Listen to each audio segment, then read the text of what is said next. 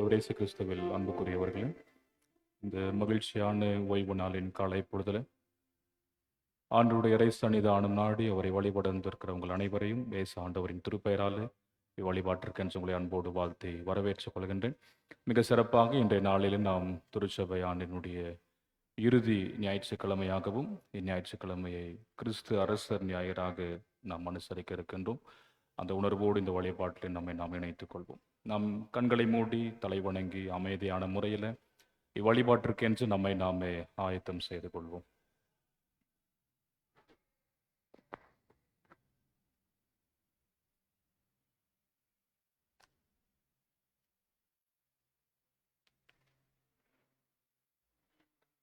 தந்தை, மைந்தர், தூய ஆவியானவராகிய மூவரு கடவுளின் பெயராலே ஆமென். ஜெபம் செய்வோம்.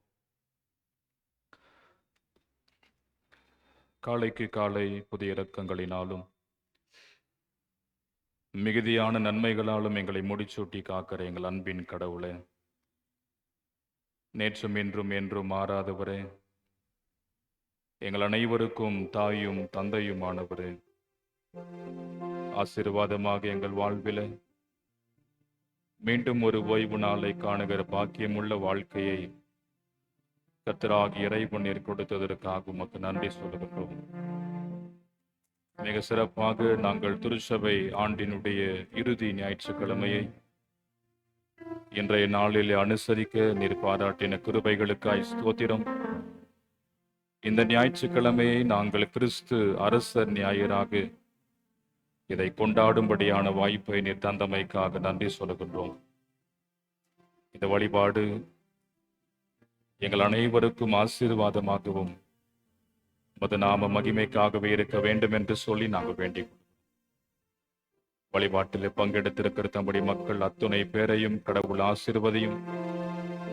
ஆயத்தத்தோடு வந்து கொண்டிருக்கிற தம்முடைய மக்களையும் கடவுள் நீர் ஆசீர்வதியும். நாங்கள் ஒன்றிணைந்து ஒருமித்து உமது திருப்பெயரை மாத்திரமே நாங்கள் உயர்த்த ஆண்டவராக இறைவன் தாமே கிருபை செய்கிறார். வழிபாட்டின் ஊடாக பாடுகிற பாடல்கள், ஏறெடுக்கிற இறை வேண்டல்கள், வாசிக்கிற தியானிக்கிற உமது திருமொழிகள், இவை அனைத்தும் எங்களுக்கு ஆசீர்வாதமாய் இருக்க வேண்டும் என்று நாங்கள் வேண்டிக் கொள்கிறோம். நாம மகிமைக்காகவே இருக்க வேண்டும் என்று நாங்கள் வேண்டுதல் செய்கின்றோம். வழிபாட்டின் துவக்கம் முதல் இறுதி மட்டுமாக தெய்வீகமான திருப்பிரசன்னத்தினாலும் தூய ஆவியானவரின் அருள் துணையாலும் எங்கள் அத்துணை பேரையும் ஆண்டவராக இறைவன் நிறைவாக ஆட்கொண்டு வழிநடத்தி அருள வேண்டும் என்று இயேசுவின் வழியை வேண்டிக் கொள்கிறோம் பிதாவே, ஆமென். நாம் வழிபாட்டிற்கு ஆரம்பமாகவும் மூவொரு கடவுளை போற்றும் வண்ணமாக 616வது கீர்த்தனை பாடலை இணைந்து பாடும். எந்த காலத்திலும் எந்த நேரத்திலும் நன்றியால் உம்மை நான் துதிப்பேன் என்ற பாடல். 616வது கீர்த்தனை பாடல்.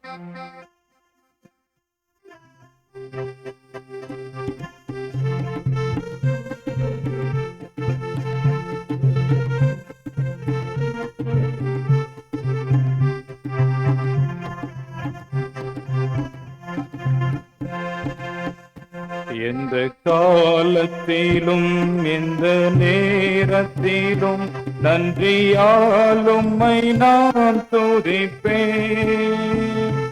இயேசுவே உம்மை நான் துதிப்பேன். எந்த வேளையிலும் துதிப்பேன். இயேசுவே உம்மை நான் துதிப்பேன். எந்த வேளையிலும் துதிப்பேன்.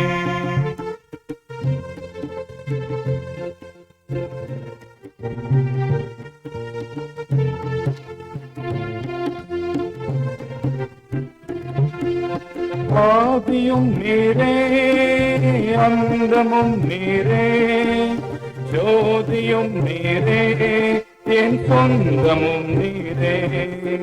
தாய் தந்தை நீரே, தாதையும் நீரே, தாவரம் நீரே, என் தாரகம் நீரே, எந்த காலத்திலும் எந்த நேரத்திலும் நன்றியாலும்மை நான் துதிப்பேன். இயேசுவே உம்மை நான் துதிப்பேன், துதிப்பேன், எந்த வேளையிலும் துதிப்பேன்.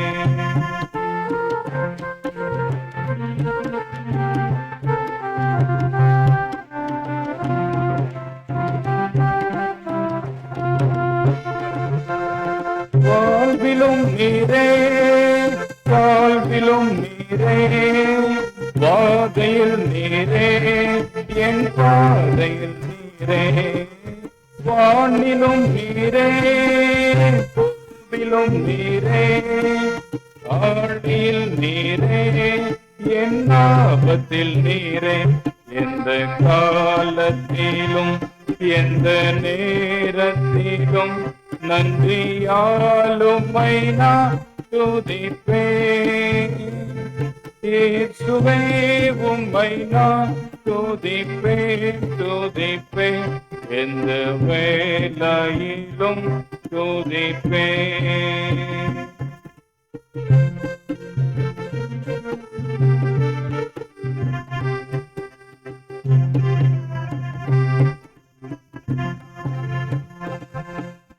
துன்ப நேரத்தில் இன்பமும் நீரே, இன்னல் வேளையில் என் மாரணேசரே, ஞான வைத்தியரா ஔஷதம் நீரே, ஆத்மநேசராம் என் நண்பரும் நீரே, எந்த காலத்திலும் எந்த நேரத்திலும் நன்றியாலும்மை நான் துதிப்பேன்.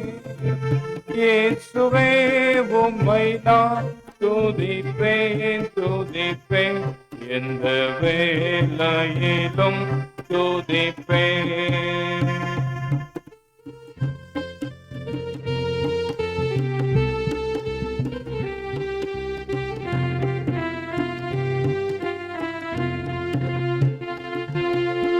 ஞானமும் நீரே, தானமும் நீரே, தானமும் நீரே, என் நாதனும் நீரே, ஆறுதல் நீரே, ஆதாரம் நீரே, ஆசையும் நீரே, என் ஆனந்தம் நீரே, எந்த காலத்திலும் எந்த நேரத்திலும் நன்றியாலும்மை நான் துதிப்பேன்.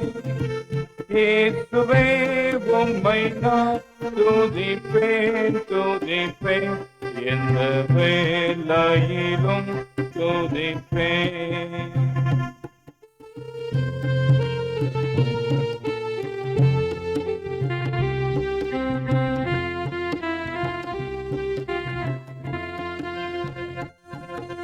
மீட்பர் நீரே, என்னை பரும் நீரே, மேன்மையும் நீரே, என் மகிமையும் நீரே, தேவனும் நீரே, என் ஜீவனும் நீரே, ராஜராஜனும் என் சர்வமும் நீரே, எந்த காலத்திலும் எந்த நேரத்திலும் நன்றியாலும்மை நான் துதிப்பேன். இயேசுவே உம்மை நான் துதிப்பேன், துதிப்பேன், எந்த வேளையிலும் துதிப்பேன். இயேசுவே உம்மை நான் துதிப்பேன், துதிப்பேன், எந்த வேளையிலும் துதிப்பேன்.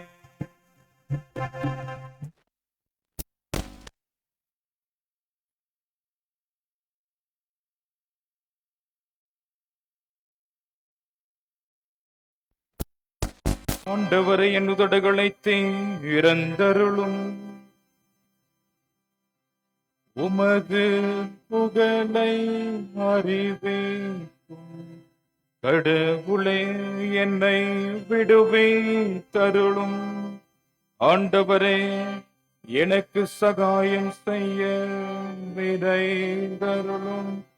பிதாவுக்கும் குமாரனுக்கும் பரிசுத்த ஆவிக்கும் மகிமை உண்டாவதாக, ஆதியிலும் இப்போதும் எப்போதுமான சதா காலங்களா இருக்கிறபடியே. ஆமென். அல்லேலூயா.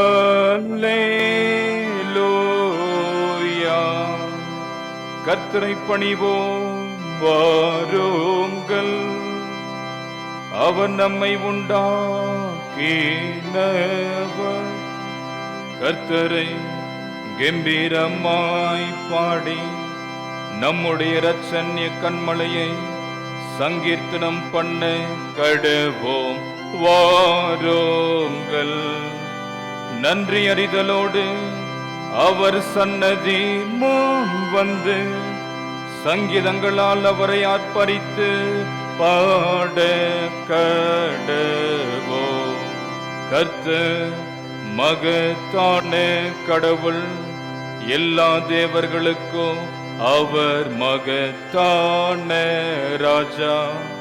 பூமியின் ஆழங்கள் அவர் கையில் இருக்கின்றன, மலைகளின் சிகரங்களும் அவருடைய வைகளே.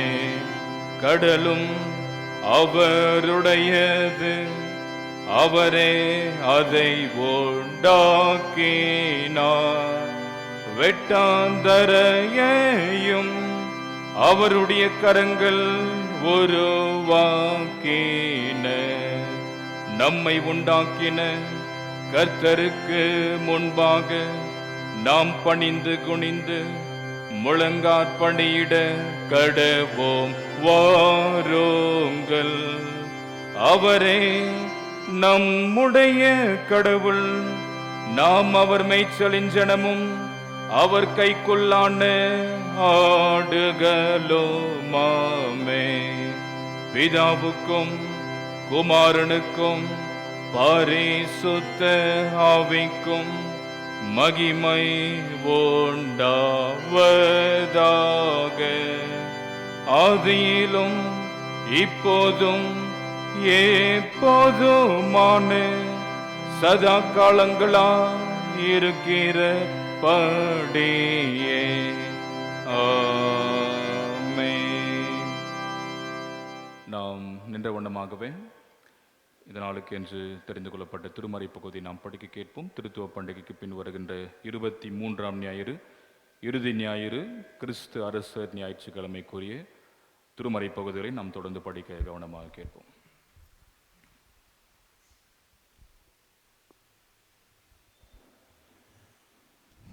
கர்த்தருக்கு ஸ்தோத்திரம்.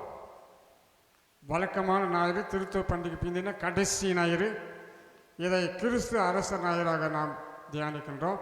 இந்நாளுக்கு குறிக்கப்பட்ட திருமறை பகுதி முதலாவது சங்கீதம் 46வது சங்கீதத்தை நாம் வாசிக்க கவனமாக கேட்போம். சங்கீதம் 46. தேவன் நமக்கு அடைக்கலமும் பலனும் ஆபத்து காலத்தில் அனுகூலமான துணையுமானவர். ஆகையால் பூமி நிலை மாறினாலும் மலைகள் நடுச்சமுத்திரத்தில் சாய்ந்து போனாலும் அதன் ஜனங்கள் கொந்தளித்து பொங்கி அதன் பெருக்கினால் பர்வதங்கள் அதிர்ந்தாலும் நாம் பயப்படும். ஒரு நதியுண்டு, அது நீர்க்கால்கள் தேவனுடைய நகரத்தையும் உன்னதமானவர் வாசம் பண்ணும் பரிசுத்த ஸ்தலத்தையும் சந்தோஷிப்பிக்கும். தேவன் அதன் நடுவில் இருக்கிறார், அது அசையாது. அதிகாலையிலே தேவன் அதற்கு சகாயம் பண்ணுவார். ஜாதிகள் கொந்தளித்து ராஜ்யங்கள் தத்தளித்தது. அவர் தமது சத்தத்தை முழங்க பண்ணினார், பூமி உருகி போயிற்று.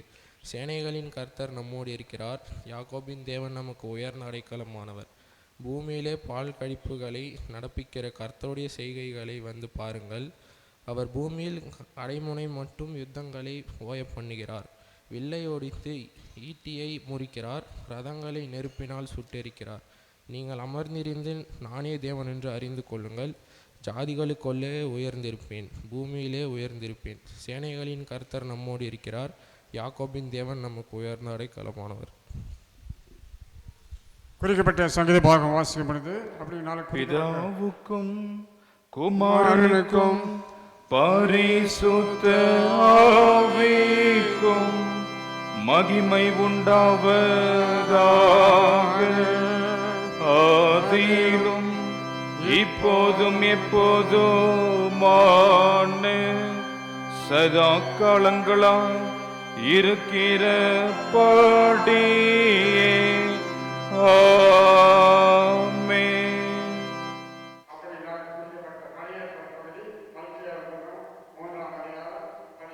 வசனம் தொடங்கி 18ஆம் வசனம் முடிய நான் வாசி கேட்போம்.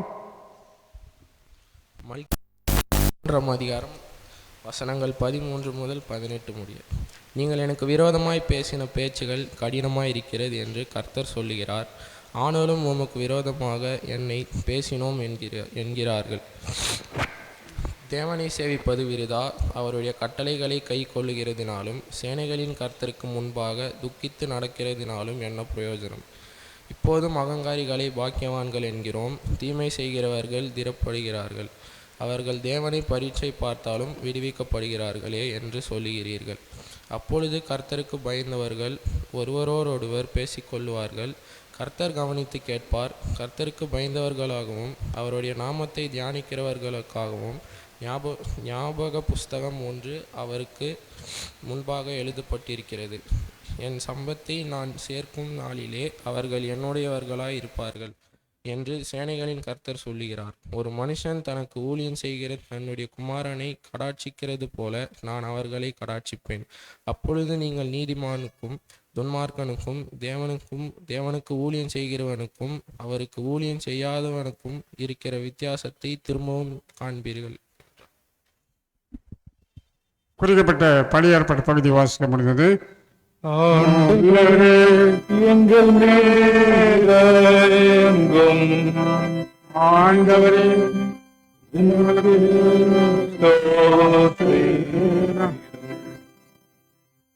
அப்படி நாளுக்கு குறிக்கப்பட்ட நிருப வாக்கியம் அது கொலோசியர் புத்தகம் 1ஆம் அதிகாரம் 13ஆம் வசனம் தொடங்கி 20ஆம் வசனம் முடிய நாம் வாசி கேட்போம். கொலோசையர் 1ஆம் அதிகாரம் வசனங்கள் 13 முதல் 20 வரை. இருளின் அதிகாரத்தினின்று நம்மை விடுதலையாக்கி தமது அன்பின் குமாரனுடைய ராஜ்யத்திற்கு உட்படுத்தினவருமாயிருக்கிற பிதாவை ஸ்தோத்திரிக்கிறோம். அவருக்குள் அவருடைய இரத்தத்தினாலே பாவ மன்னிப்பாகிய மீட்பு நமக்கு உண்டாயிருக்கிறது. அவர் அதரிசனமான தேவனுடைய தற்சுரூபமும் சர்வ சிருஷ்டிக்கும் முந்தின பேருமானவர். ஏனென்றால் அவருக்குள் சகலமும் சிருஷ்டிக்கப்பட்டது, பரலோகத்தில் உள்ளவைகளும் பூலோகத்தில் உள்ளவைகளும் ஆகிய காணப்படுகிறவைகளும் காணப்படாதவைகளுமான சகல வஸ்துக்களும், சிங்காசனங்களானாலும் கர்த்தத்துவங்களானாலும் துரைத்தனங்களானாலும் அதிகாரங்களானாலும் சகலமும் அவரை கொண்டும் அவருக்கென்றும் சிருஷ்டிக்கப்பட்டது. அவர் எல்லாவற்றிற்கும் முந்தினவர், எல்லாம் அவருக்குள் நிலை நிற்கிறது. அவரே சபையாக சரீரத்துக்கு தலையானவர், எல்லாவற்றிலும் முதல்வராய் இருக்கும்படி அவரே ஆதியும் மரித்தோரிலிருந்து எழுந்த முதற் பேருமானவர்.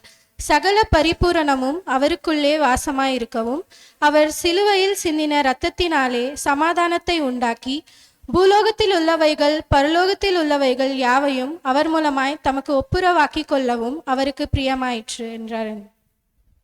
குறிக்கப்பட்ட நிருப வாக்கியம் வாசிக்கப்படுகிறது. ஆண்டவரே எங்கள் மேலெங்கும் ஆண்டவரே உமக்கு ஸ்தோத்திரம். சுவிசேஷ புத்தகம் 23ஆம் அதிகாரம் 27ஆம் வசனம் தொடங்கி 43ஆம் வசனம் முடிய நான் வாசி கேட்போம். லூக்கா 23ஆம் அதிகாரம் வசனங்கள் 27 முதல் 43 வரை. திரள் கூட்டமான ஜனங்களும் அவருக்காக புலம்பி அழுகிற ஸ்திரீகளும் அவருக்கு பின் சென்றார்கள். இயேசு அவர்கள் முகமாய் திரும்பி, எருசலேமின் குமாரத்திகளே, நீங்கள் எனக்காக அழாமல் உங்களுக்காகவும் உங்கள் பிள்ளைகளுக்காகவும் அழுங்கள். இதோ மலடிகள் பாக்கியவதிகள் என்றும் பிள்ளை பெறாத கர்ப்பங்களும் பால் கொடாத முலைகளும் பாக்கியமுள்ளவைகள் என்றும் சொல்லப்படும் நாட்கள் வரும். அப்பொழுது மலைகளை நோக்கி எங்கள் மேல் விழுங்கள் என்றும், குன்றுகளை நோக்கி எங்களை மறைத்து கொள்ளுங்கள் என்றும் சொல்லத் தொடங்குவார்கள். பச்சை மரத்துக்கு இவைகளை செய்தால் பட்ட மரத்துக்கு என்ன செய்ய மாட்டார்கள் என்றார். குற்றவாளிகளாகிய வேறே 2 பேரும் அவரோடே கூட கொலை செய்யப்படுவதற்கு கொண்டு போகப்பட்டார்கள்.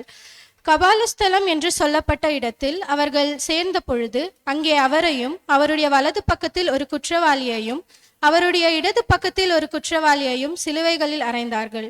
அப்பொழுது இயேசு, பிதாவே, இவர்களுக்கு மன்னியும், தாங்கள் செய்கிறது என்னதென்று அறியாதிருக்கிறார்களே என்றார். அவருடைய வஸ்திரங்களை அவர்கள் பங்கிட்டு சீட்டு போட்டார்கள். ஜனங்கள் நின்று பார்த்து கொண்டிருந்தார்கள். அவர்களுடனே கூட அதிகாரிகளும் அவரை இகழ்ந்து, இவன் மற்றவர்களை ரட்சித்தான், இவன் தேவனால் தெரிந்து கொள்ளப்பட்ட கிறிஸ்துவானால் தன்னைத்தானே ரட்சித்து கொள்ளட்டும் என்றார்கள். போர் சேவகரும் அவரிடத்தில் சேர்ந்து அவருக்கு காடியை கொடுத்து, நீ யூதரின் ராஜாவானால் உன்னை ரட்சித்துக்கொள் என்று அவரை பரியாசம் பண்ணினார்கள். இவன் யூதருடைய ராஜா என்று கிரேக்கு, லத்தீன், எபிரேய எழுத்துக்களில் எழுதி அவருக்கு மேலாக வைக்கப்பட்டது. அன்றியும் சிலுவையில் அறையப்பட்டிருந்த குற்றவாளிகளில் ஒருவன், நீ கிறிஸ்துவானால் உன்னையும் எங்களையும் ரட்சித்துக்கொள் என்று அவரை இகழ்ந்தான். மற்றவன் அவனை நோக்கி, நீ இந்த ஆக்கினைக்குட்பட்டவனாயிருந்தும் தேவனுக்கு பயப்படுகிறதில்லையா? நாமோ நியாயப்படி தண்டிக்கப்படுகிறோம், நாம் நடப்பித்தவைகளுக்கு தக்க பலனை அடைகிறோம். இவரோ தகாததொன்றையும் நடப்பிக்கவில்லையே என்று அவனை கடிந்து கொண்டு இயேசுவை நோக்கி, ஆண்டவரே, நீர் உம்முடைய ராஜ்யத்தில் வரும்போது அடியேனை நினைத்தருளும் என்றான். இயேசு அவனை நோக்கி, இன்றைக்கு நீ என்னுடனே கூட பரதீசில் இருப்பாய் என்று மெய்யாகவே உனக்கு சொல்லுகிறேன் என்றார். குறிக்கப்பட்ட கிறிஸ்து அரசர் கூடிய திருமறை பகுதியை வாசிக்க முடிந்தது. ஆண்டவரே, எங்கள் மேல் இரங்கும்.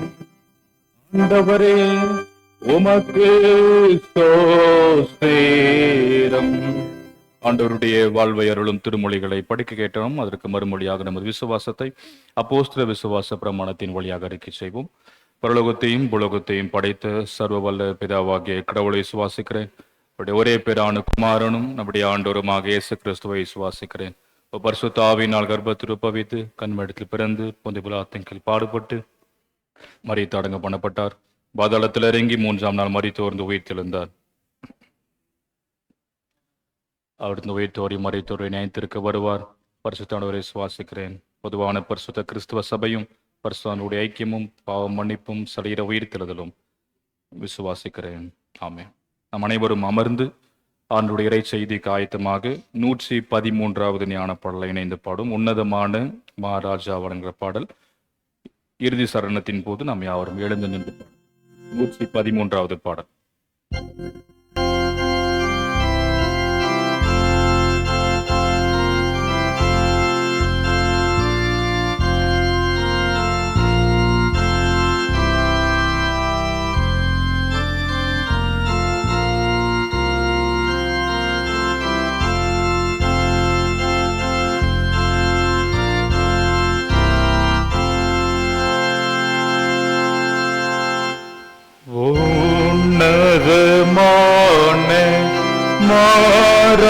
மகாராஜாவான சீர் சீரந்த இயேசுவே, பூமியில் மகிழ்ந்து பூமை புகழ்ந்து நேசித்து கொண்டிருப்பேனே.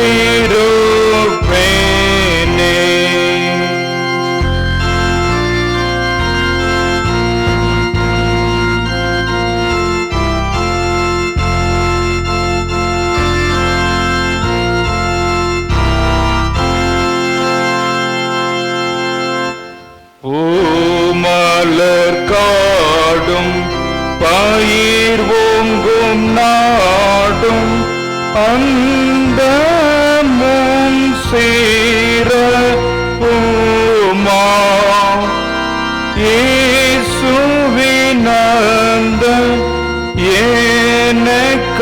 எனக்கானந்தம் என் மனதின் குளிர்ச்சியா.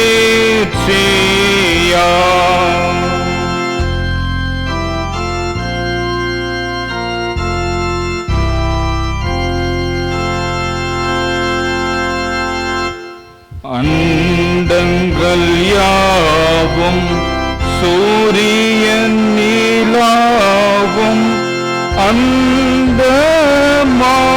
பிரகாசிக்கும். அவர் முன்பாக மாஜோதியாக மேனெங்கும் எல்லாம் மங்கி போம்.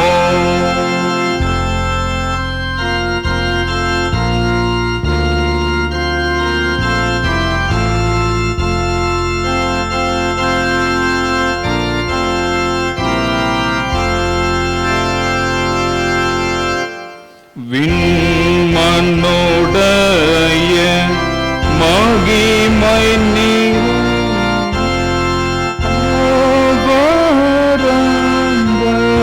மாணவர் வானத்திலேயும் பூமியிலேயும்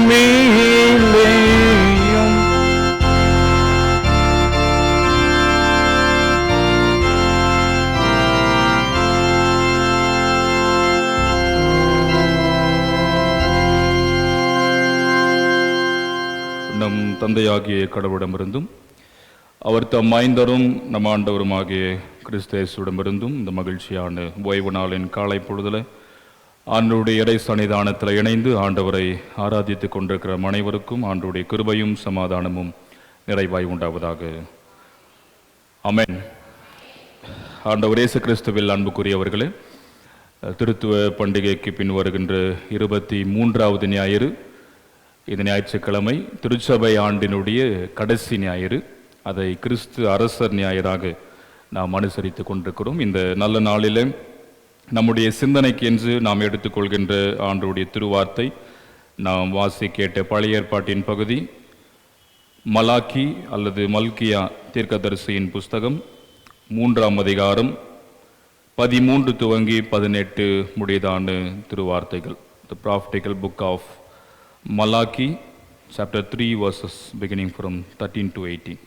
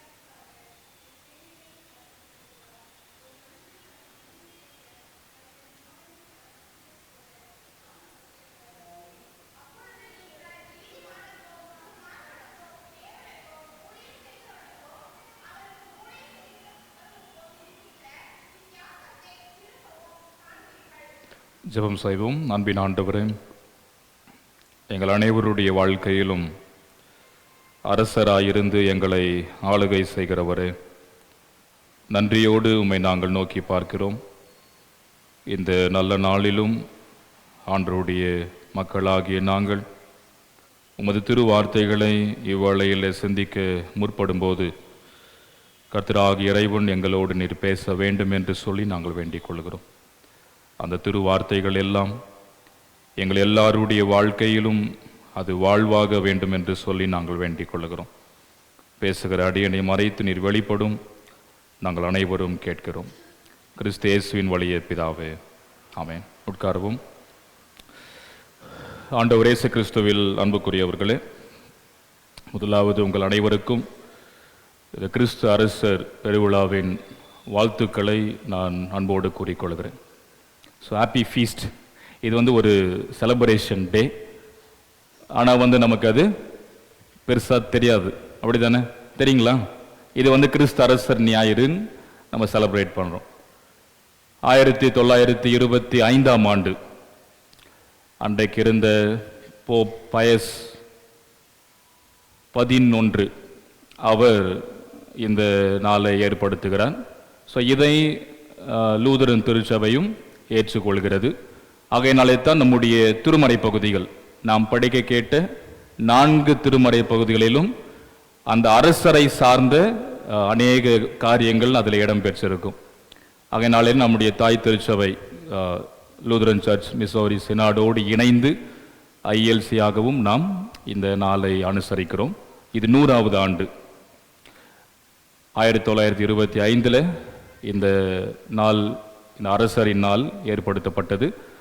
அப்போ இது 2025. ஸோ 100 ஆண்டாவது ஆண்டாக இதை நாம் அனுசரித்து கொண்டிருக்கிறோம். இந்த 100 ஆண்டுகளுக்கு மாத்திரமல்ல, இதற்கு முந்தியும் இதற்கு பின் வருகின்ற எல்லா நாட்களிலும் எல்லா ஆண்டுகளிலும் இயேசு ஆண்டவர் ஒருவரே அரசர் என்று சொன்னால் அது மிகையாகாது.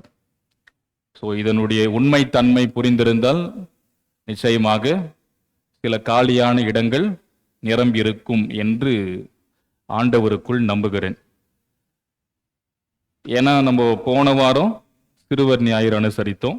ஒரு செலப்ரேஷனாக, ஒரு சிறிய சிறப்பு ஞாயிறாக ஸோ நம்ம எல்லாரும் வந்தோம். அதற்கு முந்தைய வாரம் முதல் ஞாயிறு இந்த மாதத்தில் அறுவடை திருநாளை அனுசரித்தோம். அதற்கும் நம்முடைய வருகை, ஆண்டவரை தொழுது கொள்ள வேண்டிய வருகை அதிகமாக இருந்தது. ஸோ இது கணக்குப்படி 4வது ஞாயிற்றுக்கிழமை. அடுத்து ஒரு வாரமும் இருக்கு இந்த மாசத்துல, 5 வாரம் ஞாயிற்றுக்கிழமை. ஸோ நாம் அதை ஒரு வாழ்க்கையில ஒரு முறையாக வைத்திருக்கிறோம். இந்த வாரம்தான் போகணும் அப்படின்ற மாதிரி தெரில, அப்படி நினைக்காதீங்க. எல்லா வாரமும் இறைவனை தொழுது கொள்ள வேண்டிய வாரம். எல்லா நாளும் இறைவனை வழிபட வேண்டும். அதில் நம்ம அந்த ஓய்வு நாள் ஆண்டவருக்கான நாளாக அந்த ஒரு நாள் இறைவனை தொழுது கொள்ள நாம் நேரம் கொடுக்கவில்லை என்றால் இறைவன் தனக்கான நேரத்தை உங்களுக்கு கொடுப்பாரா? நீங்களே யோசிச்சுங்க. அதனால வரணும். என்னதான் தலை போற காரியமா இருந்தாலும் இறைவனை தொழுது கொள்ள வருகை தருவதை நாம் விட்டுவிடவே கூடாது. அது மிகவும் பிரதானமான ஒன்று. அதற்கு அப்புறம்தான் எப்படியாப்பட்ட வேலையா இருந்தாலும் சரி. ஸோ அப்படிப்பட்ட ஒரு சிறப்பான இந்த கிரைஸ்ட் த கிங் சண்டே என்று அழைக்கப்படுகின்ற இந்த சிறப்பு நாளிலே நாம் ஆண்டவருடைய சமூகத்தில் இணைந்திருக்கிறோம். ஸோ நேற்றைய தினத்தில் ஒரு முக்கியமான நாள், நம்முடைய அண்டைய சபை சங்கம், நாகர்கோயில் சபை சங்கத்தினுடைய உருவாக்க நாள். நம்ம சில நாட்களுக்கு முன்னாடி திருவான்றம் அந்த ஆம்பூர் சபை சங்கத்தினுடைய உருவாக்க நாளை அனுசரித்தோம். அதுபோல நேற்றைய தினம் நாகர்கோயில் சபை சங்கத்தினுடைய 69வது உருவாக்க நாள், ஃபார்மேஷன் டே. 1956 அது ஆரம்பிக்கப்பட்டது. ஸோ இன்றளவும் பயணித்துக் கொண்டிருக்கிறது. இந்த 3 சபை சங்கத்தினுடைய முதல் உருவாக்கம் நம்முடைய ஆம்பூர் சபை சங்கம் தான். ஆகையினாலே அந்த சிறப்பான நாளை நினைத்து இறைவனுக்கு நன்றி சொல்வோம். அந்த சபை சங்கத்தினுடைய ஊழியங்கள் சிறப்பாக நடைபெற வேண்டும் என்று நாம் ஆண்டவரை நோக்கி வேண்டிக் கொள்வோம். அன்புக்குரியவர்களே, நாம் வாசி கேட்டதான சிந்தனை பகுதி மலாக்கி அல்லது மல்கியா தீர்க்கதரிசியின் புஸ்தகம். ஸோ நீங்க வச்சுட்டு இருக்க பைபிள்ல மல்கியா அப்படின்னு இருக்கும். நாங்க வச்சுட்டு இருக்கிற இந்த கடவுள் மோனகன் மொழிபெயர்ப்புல மலாக்கி அப்படின்னு இருக்கும். ஆனா 2 ஒன்று தான். ஸோ இந்த தீர்க்கதரிசி நம்முடைய பழைய ஏற்பாட்டில் இருக்கக்கூடிய கடைசி தீர்க்கதரிசியாக இருக்கிறார். அதனுடைய 3ஆம் அதிகாரம் 13 துவங்கி 18 முடிதான வார்த்தைகளை நாம் ஏற்கனவே 2 முறை தெளிவாக படிக்க கேட்டோம். ஸோ பொதுவாகவே நம்முடைய வாழ்க்கையில ஆண்டவராகிய இயேசுவை அரசர், ராஜா என்று ஏற்றுக்கொள்வது சற்று கடினமாக தான் இருக்கும். எப்படி இருக்கு, ஏற்றுக்க முடியுதா உங்களால? ஒரு திருமறை எடுத்துக்கொண்டால் திருமறையிலே ரொம்ப ஃபெமிலியரா இருக்கக்கூடிய ஒரு குறிப்பிட்ட வார்த்தைகள் இயேசுவுக்கு என்னெல்லாம் சொல்லப்படுது? இயேசுவை என்ன சொல்றாங்க? திருமறையில். இப்போ யோவான் நற்செய்தி நூல் எடுத்துக்கிட்டீங்கன்னா ஐ எம் சேயிங்ஸ் அப்படின்னு சொல்லிட்டு ஒரு 7 இருக்கும். நானே என்ன சொல்றாரு? நானே நானே உயிர்த்தெழுதலும் ஜீவனுமாய் இருக்கிறேன். வேற நானே நல்ல மெய்ப்பன், நானே சொல்லுங்க. ஓகே, வேற நானே என்ன சொல்றாரு? நானே வழியும் சத்தியமும் ஜீவனுமாய் இருக்கிறேன். அடுத்தது ஜீவாப்பம் நானே. வேற நானே வாசல். சூப்பர். அடுத்தது நானே உலகிற்கு ஒளியாய் இருக்கிறேன். வேற நானே மெய்யான திராட்சை செடி. இப்படி ஒரு 7 நானே ஐ எம் சேயிங்ஸ் அப்படின்னு யோவான் நற்செய்தி நூலில சிறப்பாக அதுல யோவான் நற்செய்தியாளர் சொல்லுவார். இப்படியெல்லாம் நாம் இயேசுவை வர்ணித்திருக்கிறோம் இல்லையா? அவரே இந்த உலகிற்கு வெளிச்சம், ஒளி. அவரே நல்ல மெய்ப்பன் நமக்கு என்றெல்லாம் நாம் இயேசுவை வர்ணிக்கிறோம். ஆனால் இயேசுவை அரசர், ராஜா அப்படின்னு சொல்லி நம்ம எப்பாவது பெரிய அளவில் வர்ணித்திருக்கிறோமா, சொல்லியிருக்கிறோமா? சொல்லியிருக்கீங்களா? யாராவது நினைச்சிருக்கீங்களா? அப்படி அவர்தான் அரசர் நினைச்சிருக்கீங்களா? நம்ம யூஸ்வலா சொல்றது என்ன? அவரே என் மெய்ப்பர், கர்த்தர் என் மெய்ப்பர். ஸோ இயேசுவை நல்ல மெய்ப்பராக நாம் ரொம்ப அதிகமாக எப்பயுமே சொல்லுவோம். ஆனால் இயேசுவை அரசர், ராஜா அப்படின்னு சொல்லும்போது நமக்கு ஒரு பெரிய அதுல உடன்பாடு இருக்கிறதோ இல்லையோ, அதை ஏற்றுக்கொள்ள முடியுமோ இல்லையோ என்பது ஒரு பெரிய ஒரு கேள்விக்குறிதான். ஒருவேளை நம்முடைய வாழ்க்கையில நாம் அப்படி அரசர் உடைய ஆளுகையில வாழ்ந்தது கிடையாது. வாழ்ந்திருக்கீங்களா? யாராவது ராஜா யாராவது உங்களை ஆட்சி செய்திருக்கிறாங்களா உங்க லைஃப்ல? அப்படி யாராவது ஒரு ராஜா நம்முடைய முன்னோர்கள் இருந்திருக்கிறாங்க. அவங்க பார்த்திருப்பாங்க இந்த நாட்டை, நாம் இருக்கிற இந்த இடங்களை எல்லாம் கூட முந்தைய நாட்களில அரசர்கள், ராஜாக்கள் ஆளுகை செய்தார்கள். ஆனால் இப்பொழுது அது இல்லை இல்லையா? இப்போ மக்களாட்சி அல்லது குடியாட்சி என்று நம்ம சொல்றோம். அப்போ இந்த நாட்களில ஒருவேளை இப்போ இயேசுவை நாம் முதலமைச்சர், இயேசுவை பிரதமர், இயேசுவை அதிபதி, ஜனாதிபதி அப்படின்னு சொன்னா ஏத்துக்க முடியுமா? ஏத்துக்க முடியுமா? முடியும். இப்ப இருக்கிற இந்த காலகட்டத்தில் நம்மை ஆளக்கூடியவர்களை நாம் மையப்படுத்தி ஒருவேளை இயேசுவை சொன்னால், ஒருவேளை இயேசு ஆண்டவர் நம்மை ஆளக்கூடியவர் அப்படின்ற ஒரு சின்ன சிந்தனை வரும். ஆனால் இப்படி இருக்கக்கூடிய எல்லாவற்றிற்கும் மேலாக நம் ஆண்டவர் இயேசு இருக்கிறார். சோ திருமறை சொல்லுகிறது, வெளிப்படுத்தின விசேஷத்துல நாம் பார்க்கிறோம், இயேசு is a king of kings and lord of lords அப்படின்னு சொல்லப்பட்டிருக்கும்.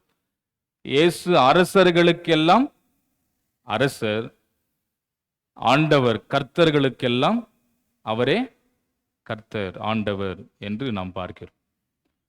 சோ இங்கு இருக்கக்கூடிய எல்லா ஆளுகைகளுக்கும் மேல் நம்மை ஆள்கிறவர், நம்மை ஆட்சி செய்கிறவர் அந்த ஆண்டவர் ஆகிய இயேசு ஒருவரே என்கின்ற சிந்தனை முதலாவது நம்முடைய வாழ்க்கையில என்றும் இருக்க வேண்டும். நம்ம எல்லாரையும் ஆள்கிறவர், நம்ம எல்லாரையும் வழிநடத்துகிறவர் அவர்தான். ஏன் அப்படின்னா, நம்ம லைஃப்ல நம்மை ஆட்சி செய்கிறவர்கள் என்னெல்லாம் நமக்கு செய்ய வேண்டும் என்று நம்ம எதிர்பார்ப்போம்.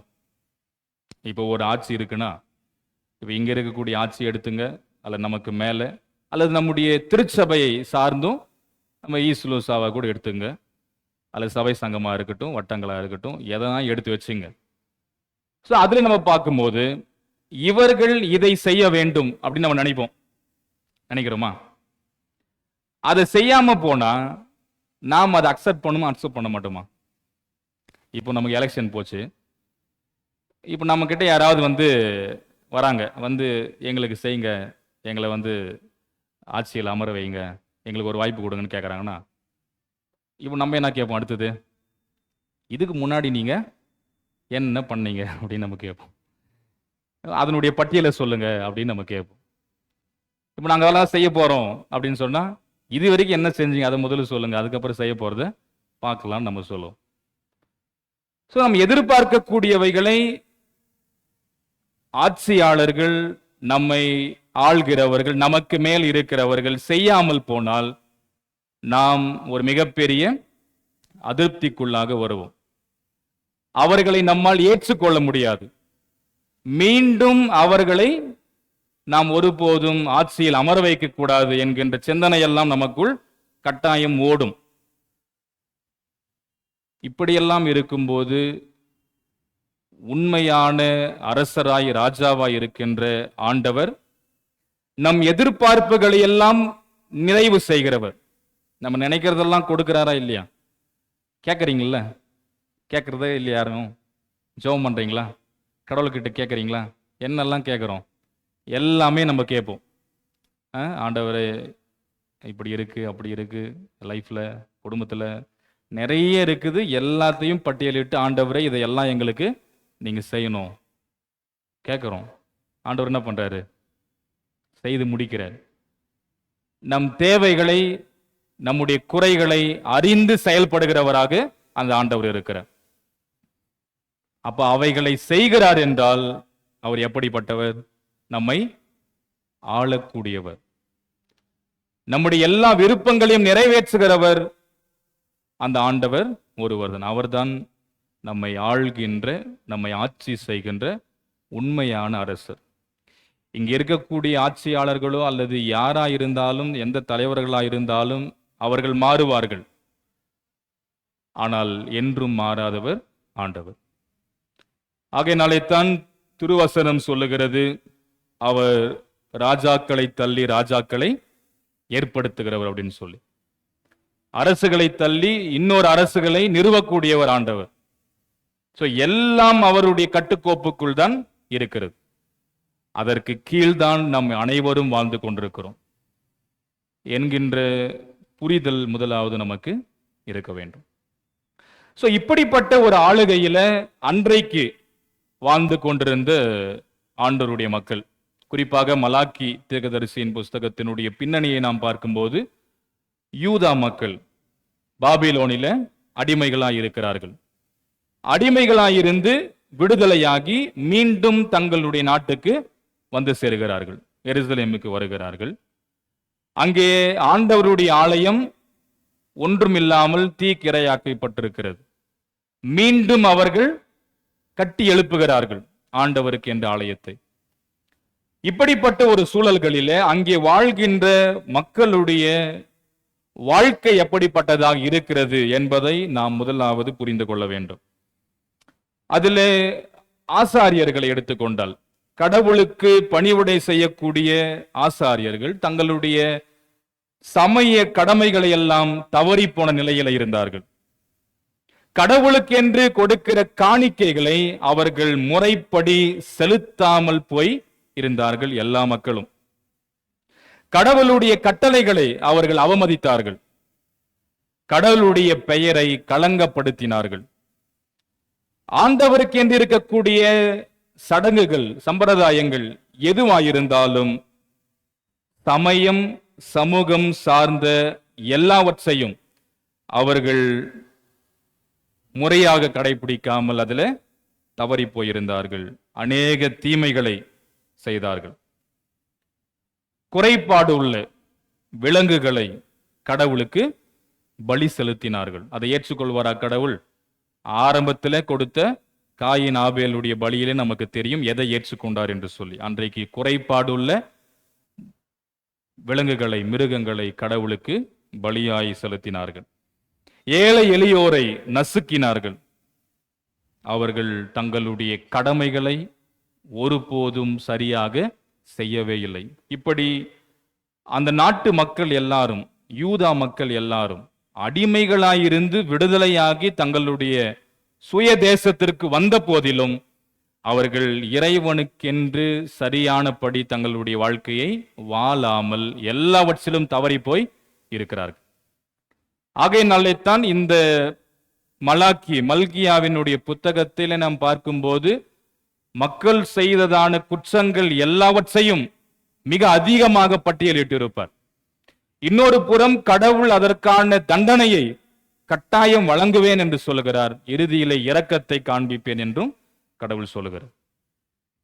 அதில் நம்முடைய சிந்தனை பகுதியை நாம் எடுத்து பார்க்கும்போது அந்த 13வது வசனம், 3ஆம் அதிகாரம் 13வது வசனத்துல கடவுள் பேசுகிறார்.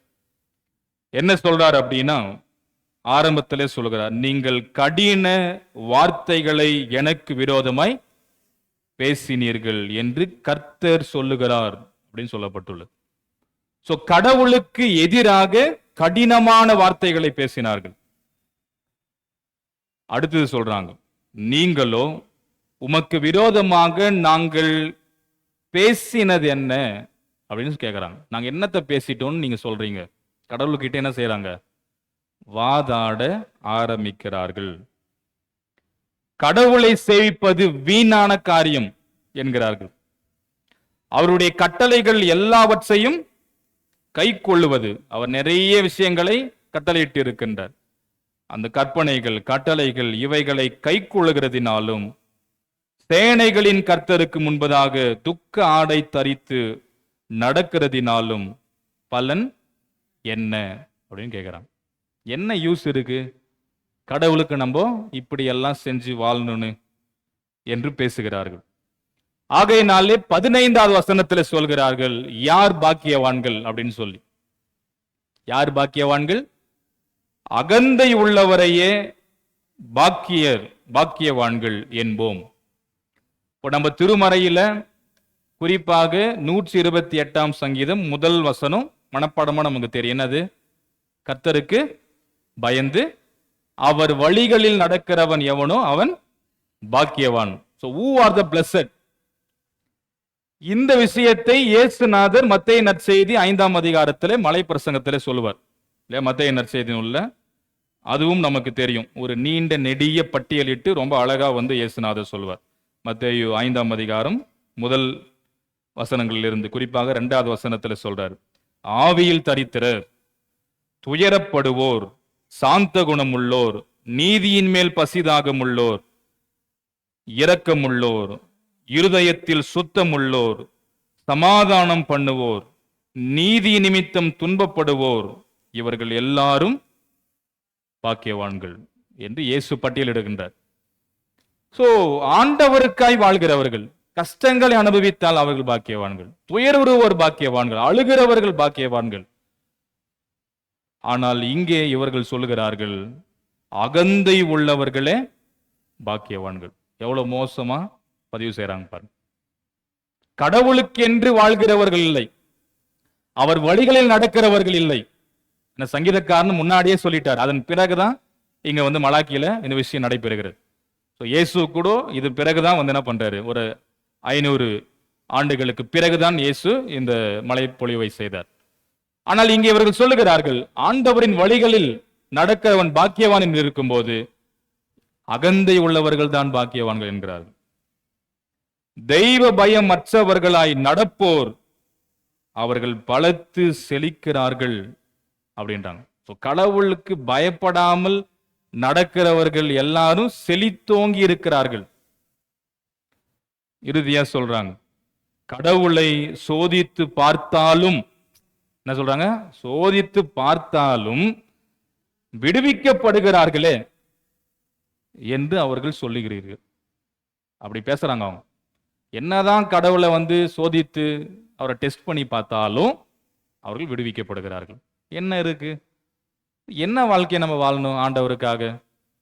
அகந்தை உள்ளவர்கள் தான் பாக்கியவான்கள், தெய்வ பயம் அற்றவர்கள் தான் பாக்கியவான்கள். அவர்கள் தான் செழிப்பாங்க. கடவுளை சோதிச்சு பாருங்க, உங்களை விடுதலை ஆக்குவார். இப்படி மிக மிக மோசமான நிலைமையிலே கடவுளுடைய மக்கள் பேசக்கூடியது ஒரு புறத்தில் இருக்கிறது. இன்னொரு புறத்தில் 16 துவங்கி 18 முடிய இந்த முதல் 3 வசனத்துல இப்படி பேசுகிறார்கள். இன்னும் இருக்கக்கூடிய 3 வசனத்துல கடவுளுக்கென்று உண்மையாக பயத்தோடு இருக்கக்கூடியவர்கள் இன்னொரு புறம் பேசுகிறார்கள். 16வது வசனத்துல கர்த்தருக்கு பயந்தவர்களாய் ஒருவரோடு ஒருவர் பேசி வந்தார்கள், அவருக்கு பயந்தவர்கள். அப்போ கடவுள் என்ன செஞ்சாராம்? கவனித்து கேட்டார். இன்னொரு மொழிபெயர்ப்பில் அதை கூர்ந்து கவனித்தார் கடவுள், என்ன பேசுறாங்க அப்படின்னு சொல்லி. ஸோ கடவுள் நம் பேச்சுகளை கவனித்து கேட்கிறவர். நம்ம என்ன பேசினாலும் தெரியும், நம்ம நினைக்கிறதே அவர் அறிந்திருக்கிறவர் இல்லையா? உள்ளுக்குள் நம்ம நினைச்சாலே அது மனுஷனுக்கு தெரியாம இருந்தாலும் கடவுளுக்கு எல்லாம் தெரியும். கூர்ந்து கவனித்து கேட்கிறவர் கடவுள், கவனித்து கேட்கிறார். ஸோ வாழ்க்கையில கவலைகள் கஷ்டங்கள் இருந்தாலும் அந்த அரசர் கூர்ந்து கவனித்து நம் கவலைகளையும் கஷ்டங்களையும் போக்கக்கூடியவர். அல்லது நாம் தவறான விஷயங்களையோ தவறான காரியங்களையோ பேசும்போது அதையும் கூர்ந்து கவனித்து கொண்டே இருக்கிறவர் ஆண்டவர். ஸோ கூர்ந்து கவனிக்கிறார். அப்போ சொல்லப்படுகிற வார்த்தைகளை பாருங்கள். கர்த்தருக்கு பயந்து நடக்கிறவர்களுக்கெனவும் அவருடைய திருநாமத்தை நினைக்கிறவர்களுக்கெனவும் ஒரு புத்தகம் இருக்கிறது அப்படின்னு சொல்றான். யாரெல்லாம் கடவுளுக்கு பயந்து நடக்கிறாங்களோ ஒண்ணு, ரெண்டாவது அவருடைய திருநாமத்தை நினைக்கிறவர்கள், இவர்களுக்கு ஒரு புத்தகம், த புக் ஆஃப் ரிமெம்பரன்ஸ், ஞாபக புஸ்தகம் என்று ஒன்று இருக்கிறது. நினைவு புத்தகம். இங்க நிறைய மறந்துடும் இல்லையா? இப்ப நம்ம கூட பாத்தீங்கன்னா ஒரு விஷயத்த நினைச்சிட்டு இருந்தா அப்ப யோசிப்போம், அன்னைக்கு பாத்தீங்கன்னா அப்படின்னு யோசிக்க ஆரம்பிப்போம். இங்க இருக்கு வரலன்னு, இங்க வாயிலே இருக்கு வர முடியல வரலையே அப்படின்னு யோசிப்போம். சொல்றது நம்மளால முடியாது. நினைவு நமக்கு சில நேரங்களில் ஞாபகம் மறதி இருக்கும். ஆனால் ஞாபக புஸ்தகம் இருக்கிறது, நினைவு நூல். அதிலே எல்லாம் பதிவு செய்யப்பட்டிருக்கிறது, ரெக்கார்ட் செய்யப்பட்டிருக்கிறது. இப்போ எங்கெல்லாம் இப்போ என் இமெயில் எடுத்தீங்கன்னா ஸ்டோரேஜ் ஃபுல் ஆகிட்டுக்குது. ஒரு 15 GB இருக்கு இல்லையா ஒரு இமெயிலில்.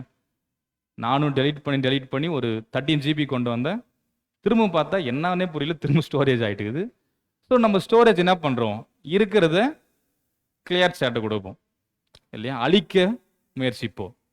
சில விஷயங்கள் நினைவாக இருக்கும் இல்லையா, நம்ம ஃபோன்லையா இருக்கட்டும் அல்லது லேப்டாப்போ அல்லது சிஸ்டம் ஏதாவது இருந்தால் ஸ்டோரேஜ் ஃபுல் ஆகும்போது என்ன பண்ணுவோம், வேற எதுலையாவது பதிவு செய்வோம். அப்படி செய்ய முடியல அப்படின்னா உடனடி என்ன பண்ணுவோம், எல்லாத்தையும் எரைஸ் பண்ண ஆரம்பிப்போம், டெலீட் பண்ண ஆரம்பிப்போம், தேவையில்லை அப்படின்னு சொல்லி.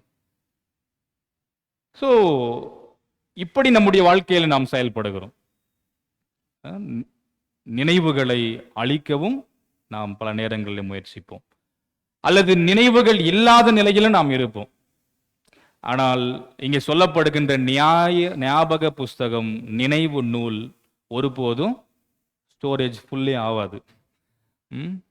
அது எப்பயுமே அதில் ரெக்கார்ட் இருந்துகிட்டே இருக்கும், எல்லாம் பதிவாகிக் கொண்டே இருக்கும். நாம் எதை செய்தாலும், நாம் நன்மையை செய்தாலும் தீமையை செய்தாலும் என்னத்தை நாம் செய்தாலும் எல்லாம் இதிலே பதிவு செய்யப்பட்டிருக்கும். இப்போ நாங்கள் யூஸ்வலாக ஒரு 2 வருஷம் அந்த கொயர் காம்படிஷன் நடத்துகிறோம் இல்லையா, சிங்கிங் காம்படிஷனு. ஸோ இந்த வருஷம் நடத்தலாம் அப்படின்னு யோசிச்சு 3rd இயர். அதில் பார்த்தீங்கன்னா ஸ்பான்சர் நம்ம தேவைப்படும், ஏன்னா அதுக்கு நிறைய எக்ஸ்பென்ஸ் ஆகும். ஸோ ஸ்பான்சர் அப்போது ஒரே ஒருத்தர்கிட்ட தான் ஜஸ்ட்டு சொன்னேன், என்னோட நண்பர் தான் அவர். ஸோ அவர்கிட்ட சொன்னேன், அப்போது லாஸ்ட் டைம் நீங்கள் ஸ்பான்சர் பண்ணீங்க, உதவி செஞ்சுங்க இந்த ஊழியத்துக்காக. ஸோ இந்த டைம் பண்ணுங்க, உங்கள் பேர் நான் அதில் போட்டுடுறேன் அப்படின்னு. அப்போ அவர், ஐயா என் பேர் அதிலெல்லாம் வேணாங்க ஐயா, எனக்கு அந்த ஜீவ புஸ்தகத்தில் பேர் இருந்தாலே அதே போதும், வேறு எதுக்கு வேணாம் அப்படின்னு ஒரு 4 நாளைக்கு முன்னாடி தான் சொன்னார். அவர் குவைத்தில் இருக்கார். ஒரு டைம் கூட வந்தார் இல்லையா, ஆமோஸ்ன்னு சொல்லிட்டு, ரெஃபர்மேஷன் டே போன வருஷம். அவர் சொன்னார் அப்படின்னு, அதெல்லாம் வேணாங்க பேரெல்லாம், நீங்கள் அதில் இருந்தால் போதும் எனக்கு, மற்றபடி எனக்கு தேவையில்லை அதுதான் முக்கியம் இல்லையா? எதில் நம் பெயர் இடம் பெற வேண்டும் இல்லையா? அப்போ நாம் செய்கின்ற எந்த காரியமாக இருந்தாலும் அதில் பதிவு செய்யப்பட்டிருக்கும். அதிலிருந்து நாம் ஒருபோதும் தப்பிக்கவே முடியாது என்பதை இங்கே கர்த்தருடைய வார்த்தை மிக தெளிவாக சொல்லுகிறது. அந்த வசனத்தினுடைய நிறைவில் நாம் பார்க்கிறோம், அந்த ஞாபக புஸ்தகம் ஒன்று அவருக்கு முன்பாக எழுதப்பட்டிருக்கிறது. ஸோ கடவுளுக்கு முன்னாடி அது எழுதப்பட்டிருக்கிறது, பதிவு செய்யப்பட்டிருக்கிறது எல்லா காரியமும் என்று நாம் பார்க்கிறோம். அப்போ 17-18 ஆகிய வசனங்களை சொல்லுகிறார், என் வேலையை செய்யும் நாளிலே எனக்கு சொந்தமாவார்கள். யாரு? கடவுளுக்கு பயப்பட்டு கடவுளின் வழிகளில் நடக்கிறவர்கள், கடவுளுடைய நாமத்தை நினைக்கிறவர்கள், அவரை தொழுது கொள்கிறவர்கள், அவருக்கென்று இருக்கிறவர்கள் எல்லாரும் அந்த நாளிலே எனக்கு சொந்தமாவார்கள். இன்னொரு மொழிபெயர்ப்பில் எனக்கு தனி பெரும் சொத்து ஆவார்கள் அப்படின்னு கர்த்தர் சொல்லுகிறார். அந்த இறுதி நாளிலே, எந்த இறுதி நாள்? மத்தேயு 25ஆம் அதிகாரம் இருக்கு இல்லையா? அதுல சொல்றாரு இல்ல, அவர் ராஜாவாக வந்து அமரும்போது அவர் நியாயம் விசாரிப்பார், வெள்ளாடுகளையும் செம்மறி ஆடுகளையும் பிரித்து வைத்து அவர் நியாயம் தீர்ப்பார் அப்படின்றார். கடைசி நாள், ஆண்டவரின் நாள், இறுதி நாள். அந்த நாளுக்காக கூட நிறைய பேர் அவளோடு இருப்போம். அன்றைய நாளில நான் நிச்சயமாக என்ன செய்வேன்? என்னுடைய வேலையை நான் செய்வேன். அப்பொழுது இவர்கள் எல்லாரும் என் சொந்தமாவார்கள், என் சொத்தாக இவர்கள் மாறுவார்கள் என்று சேனைகளின் கர்த்தர் சொல்லுகிறார். அடுத்ததாக சொல்ற பாருங்க, ஒரு மனிதன் தன்னுடைய பிள்ளைக்கு இரக்கம் காட்டுகிறது போல கர்த்தர் இரக்கம் காட்டுவார். எந்த பிள்ளைக்கு அப்படின்றது அங்க முன்னாடி சொல்றாரு. கடவுளுக்கு என்று அல்லது அந்த ஒரு மனிதனுக்கு என்று வேலை செய்கின்ற தன்னுடைய பிள்ளைக்கு, குமாரனுக்கு இரக்கம் காட்டுற மாதிரி கடவுள் இரக்கம் காட்டுவார். அவருக்கென்று வேலை செய்யணும், அவருக்கென்று வாழணும், அவருக்கென்று ஓடணும், உழைக்கணும், அவர்களுக்கு கடவுள் இரக்கத்தை காண்பிப்பார் அந்த நாளிலே. கடைசி இந்த 18ஆம் வசனம் தான் ரொம்ப சிறப்பே. இங்க சொல்லி முடிக்கிறாரு, அந்த நாளிலே நீங்கள் சரியாக புரிந்து கொள்வீர்கள். என்னத்தை புரிஞ்சுப்பீங்க? 2 காரியம் சொல்றாரு. ஒன்று, நீதிமானுக்கும் தெய்வ பயமற்றவனுக்கும், கடவுளை சேவிக்கிறவனுக்கும் அவரை சேவியாதவனுக்கும் இருக்கக்கூடிய வித்தியாசத்தை, வேறுபாட்டை அன்றைக்கு நீங்க புரிஞ்சுப்பீங்கன்ற. யார் கடவுளை சேவிக்கிறார்கள்? சேவியாதவர்களாய் இருக்கிறார்கள். யார் நீதிமான்? யார் தெய்வ பயம் அற்றவர்கள்? யார் ஆண்டவருக்கு என்று இருக்கிறாங்க, யார் ஆண்டவருக்கு என்று இல்லை? யார் கடவுளை பழி துடைக்கிறார்கள்? யார் கடவுளை போற்றுகிறார்கள்? யார் கடவுளுக்கு என்று உண்மையாய் வாழ்கிறார்கள்? உண்மை அற்றவர்களாய் இருக்கிறார்கள். தீமை செய்கிறவர்கள், நன்மையை செய்கிறவர்கள், இப்படி ரொம்ப வேறு பிரித்து காட்டி சொல்கிறார். அன்றைக்கு நீங்க புரிஞ்சுப்பீங்க. இதைதான் மத்தேயு 25 சொல்லப்படுகிற விஷயம். நான் உணவின்றி இருந்தேன், எனக்கு ஆகாரம், உணவு கொடுத்தீங்க. ஆடையின்றி இருந்தேன், ஆடையை கொடுத்தீங்க. தாகமாயிருந்தேன், என் தாகத்தை தீர்த்தீங்க. காவலில் இருந்தேன், விசாரிக்க வந்தீங்க. இன்னொரு புறம் சபிக்கப்பட்டவர்களே அப்படின்னு சொல்லுவார். பிசாசுக்கும் அவனுக்குரியவர்களுக்கும் இருக்கக்கூடிய அந்த ஆக்கினையில, அந்த நரகத்துல போங்க, உங்களுக்காகவே சொந்தமாக்கப்பட்டிருக்கிறது, அது ஆயத்தமாய் இருக்குது, போங்க அப்படின்னு. அப்ப அப்படியே ஆப்போசிட்டா சொல்லுவார், நீங்க எதையும் செய்யல, என்றைக்கு இந்த மிகச் சிறியோரில் ஒருவருக்கு எதை செய்தாலும் எனக்கே அப்படின்னு சொல்லி முடிப்பார் ஆண்டவர். சோ நாம் எதை செய்தாலும் ஆண்டவர் நினைவில் வைத்திருக்கிறார். இவங்க தெரியலன்றாங்க. இவங்க என்ன சொல்றாங்க? என்னைக்கு நாங்க அப்படி செஞ்சோம்? 2 பக்கமும் சொல்லுவாங்க. நீங்க என்றைக்கு ஆடையின்றி இருந்து நாங்க ஆடையை கொடுத்தோம், என்னைக்கு நீங்க பசியோடு வந்து நாங்க பசியை போக்கணும். இவங்க என்றைக்கு நீங்க பசியோடு இருந்து நாங்க பசியை போக்காம போயிட்டோம், எங்களுக்கு தெரியலன்ற மாதிரி 2 பேர் தான் சொல்லுவாங்க. 2 குழுவும் அப்படிதான் சொல்லுவாங்க. என்றைக்கு தெரியலையே அப்படின்ற மாதிரி. ஆனால் ஆண்டவருக்கு தெரியும். அவர் நினைவில் வைத்திருக்கிறார். அவர் ஞாபகத்தில் எல்லாம் இருக்கிறது. அந்த ஞாபக புஸ்தகத்தில் எல்லாம் பதிவு செய்யப்பட்டிருக்கிறது. ஆகையினால இதை புரிந்து நாம் ஆண்டவருக்கானவர்களாய், ஆண்டவருக்கு ஏற்புடையவர்களாய் நம்முடைய வாழ்க்கையை நாம் வாழ வேண்டும். நாம் படிக்க கேட்டதான நற்செய்தி பகுதியில் நமக்கு எல்லாருக்கும் ஒரு பரிச்சயமான ஒரு பகுதி தான். அதில் நாம் பார்க்கும்போது லூக்கா நற்செய்தி நூல் 23ஆம் அதிகாரம் 27 துவங்கி 43 முடியதான திருவார்த்தைகள். இதில் பல நபர்கள் இருக்கிறார்கள். ஒரு புறம் ஆரம்பத்தில் பார்க்கிறோம், இயேசுவுக்காக மாரடித்து புலம்புகிறார்கள், அழுது கொண்டு போகிறார்கள். இது ஒரு குழு.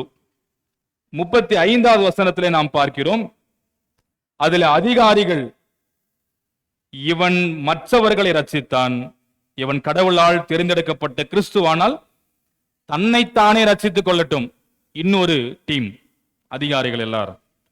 36வது வசனத்துல, அதே 35ல பாருங்க கடைசியா, அவர்கள் இகழ்ந்து பேசினார்கள் இருக்கா அப்படின்னு சொல்லி முடியுது. இகழ்ந்து பேசினார்கள், தன்னைத்தானே இவன் ரட்சித்துக் கொள்ளட்டும் என்கின்ற சொல்லி இகழ்ந்து பேசினார்கள். 36ல போர் சேவகர்கள் கிட்ட வருகிறார்கள்.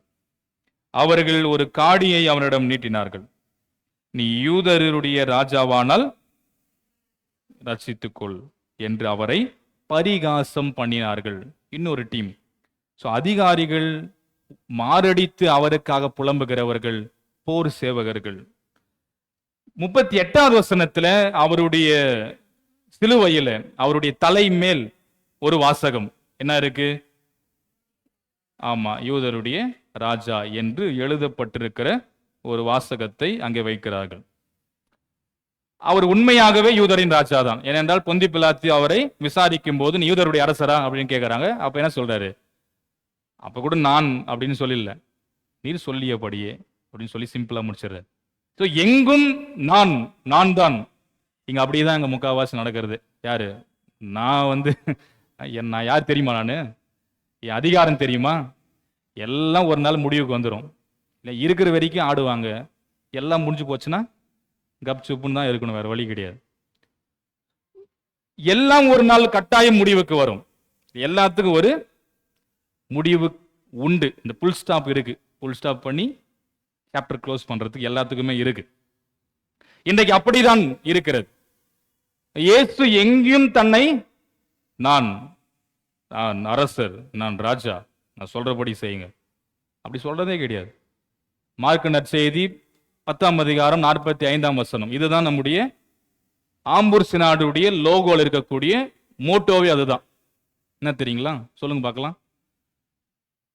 யாருக்கு தெரியும்? பைபிள் பார்க்காம சொல்லுங்க. அதை பார்த்தீங்கன்னா கண்டுபிடிச்சிருவீங்க. பார்க்காம சொல்லுங்க. சரிங்களா? அந்த சினாடில் தான் நம்ம இருக்கிறோம். 76 வருஷம் ஆகுது. எல்லா சினாடுக்கும் நாம தான் ஒரு தாய் சினாடு அப்படின்னே சொல்லலாம். என்ன சொல்லுங்க? பைபிள் பார்க்காம சொல்லுங்க. நான் சொல்லட்டா? அருமகராயா. Not to be served but to serve. ஊழியம் கொள்ளும்படி அல்ல, ஊழியம் செய்ய. இதுதான் இயேசு. இதுதான் நம்முடைய சினாடுடைய மோட்டோவே இல்லையா? ரொம்ப அழகான வசனம். திருமறையிலிருந்து தான் எடுக்கப்பட்டது. சும்மா நம்ம சொல்றது கிடையாது. ஊழியத்தை கொள்ளும்படி அல்ல, அதிகாரத்தில் அமர்ந்து செயல்படும்படி அல்ல, மாறாக ஊழியம் செய்ய, பணி செய்ய வந்தேன். அப்படி சொல்லி முடிச்சுட்டு தான் என்ன பண்றார் இயேசு ஆண்டவர்? உடையை களைந்து ஒரு சிறிய ஆடையை எடுத்து தன் இடுப்பிலே கட்டி கொண்டு தன்னுடைய சீடர்கள் எல்லாருடைய கால்களையும் இயேசு கழுவினார். தன்னை அவ்வளவு தாழ்த்தி கொண்டவர் இயேசுநாதர். எங்கேயும் தன்னை ஒரு பெரிய ஆளாக, இயேசு கடவுளின் மகன் நான் சொல்றதெல்லாம் நீங்க கேட்கணும், போயிட்டு எல்லாம் பண்ணிட்டு வாங்க, ரிப்போர்ட் கொடுங்க, இதை செய்யுங்க அதை செய்யுங்க, இப்படி பேசினவர் அல்ல இயேசுநாதர். ரொம்ப ஹம்பிள் இல்லையா? அவர் தான் ஆண்டவர். ஸோ அப்படிப்பட்ட ஆண்டவர் தான். ஆனால் இங்கே அவர்களே உண்மையாக INRI அப்படின்னு நம்ம போடுறோம்ல சிலுவைக்கு மேல, இயேசு கிறிஸ்து யூதரின் அரசர், நஸ்ரேனாகிய இயேசு யூதரின் ராஜா. INRI, ஏசூஸ் நாசரேத் ரெக்ஸ் டயஸ்மஸ் அப்படின்னு சொல்லப்பட்டிருக்கும். இது கிரேக்கம், லத்தீன், எபிரேயம் போன்ற எல்லா மொழியிலும் அந்த வாசகம் இருக்கும். INRI, நஸ்ரேனாகிய இயேசு யூதரின் ராஜா. நீங்கள் மற்ற நற்செய்தியில் பார்க்கும்போது அது இன்னும் விரிவாக விலாவரியாக அதில் சொல்லப்பட்டிருக்கும். ஸோ அதை மேலே வைக்கிறார்கள். நீங்க தொடர்ந்து பார்க்கும்போது 39வது வசனத்துல 2 குற்றவாளிகளிலே ஒருவன் பேசுகிறான். நீ கிறிஸ்துதானே, உன்னையும் எங்களையும் ரட்சித்துக்கொள் என்று அவரை தூஷித்தான் என்று சொல்லப்பட்டிருக்கிறது.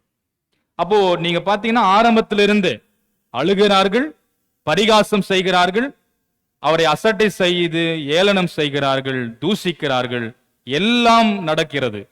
ஆனால் அதிலே ஒருவன் மாத்திரம் அவன் சொல்லுகிறான். அவன் சொல்ற ஒரு 3 விஷயம் அங்க முக்கியமானது. ஒன்று, அவன் சொல்லுகின்ற வார்த்தை 40வது வசனத்திலிருந்து நம்ம பார்க்கிறோம். நீயும் இதே ஆக்கினைக்குட்பட்டவனாய் இருக்கிறாயே. கடவுளுக்கு பயப்படுகிறது இல்லையா?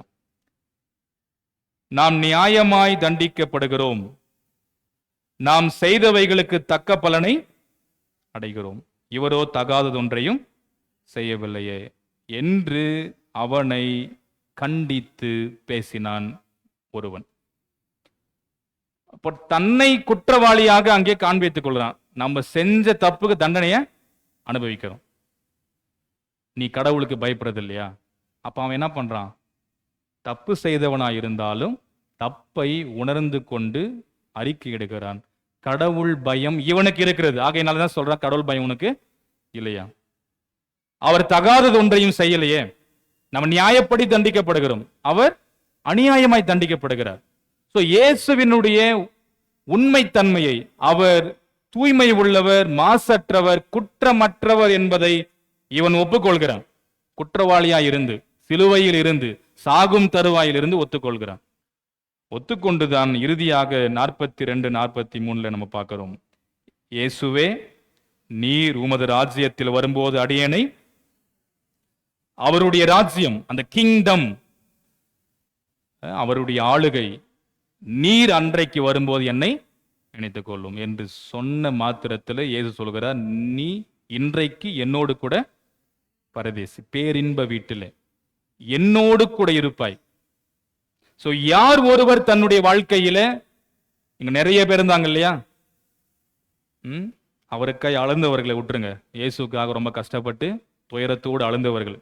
அதுக்கு அடுத்தது பாருங்க, அவரை ஏளனம் செய்து, அவரை கஷ்டப்படுத்தி, அவரை நிந்தித்து, அவரை அவமானப்படுத்தி, அவரை தூஷித்து, இன்னும் நற்செய்திகளில் படிக்கும்போது, மற்ற நற்செய்தி நூட்களில் அவருடைய ஆடைகளை பங்கிட்டு கொண்டார்கள், சீட்டு போட்டார்கள், தலையில் கொட்டினார்கள், நிறைய காரியத்தை செய்தார்கள்.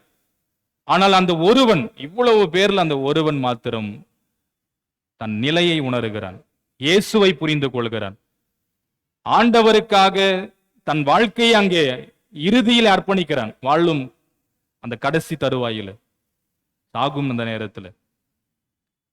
அப்பொழுது இயேசுவை அணுகின போது, என்னையும் நீ ரட்சியும், அன்றைக்கு என்னை நினைத்தருளும், நினையுங்க,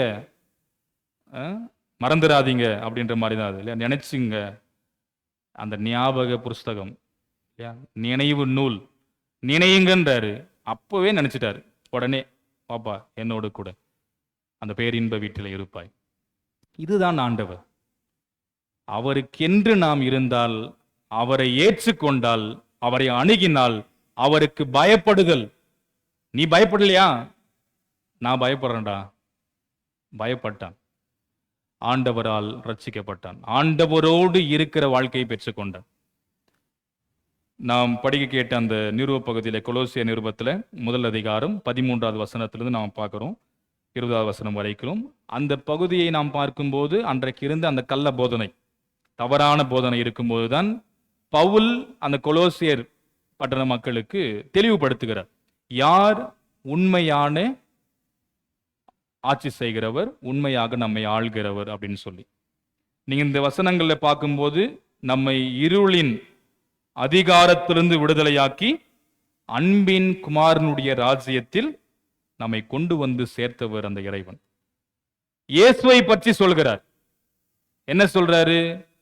இந்த இயேசுவால் எல்லாம் இங்கே படைக்கப்பட்டது, அவரால் படைக்கப்பட்டது, அவர் மூலமாய் படைக்கப்பட்டது, அவருக்கென்று படைக்கப்பட்டது.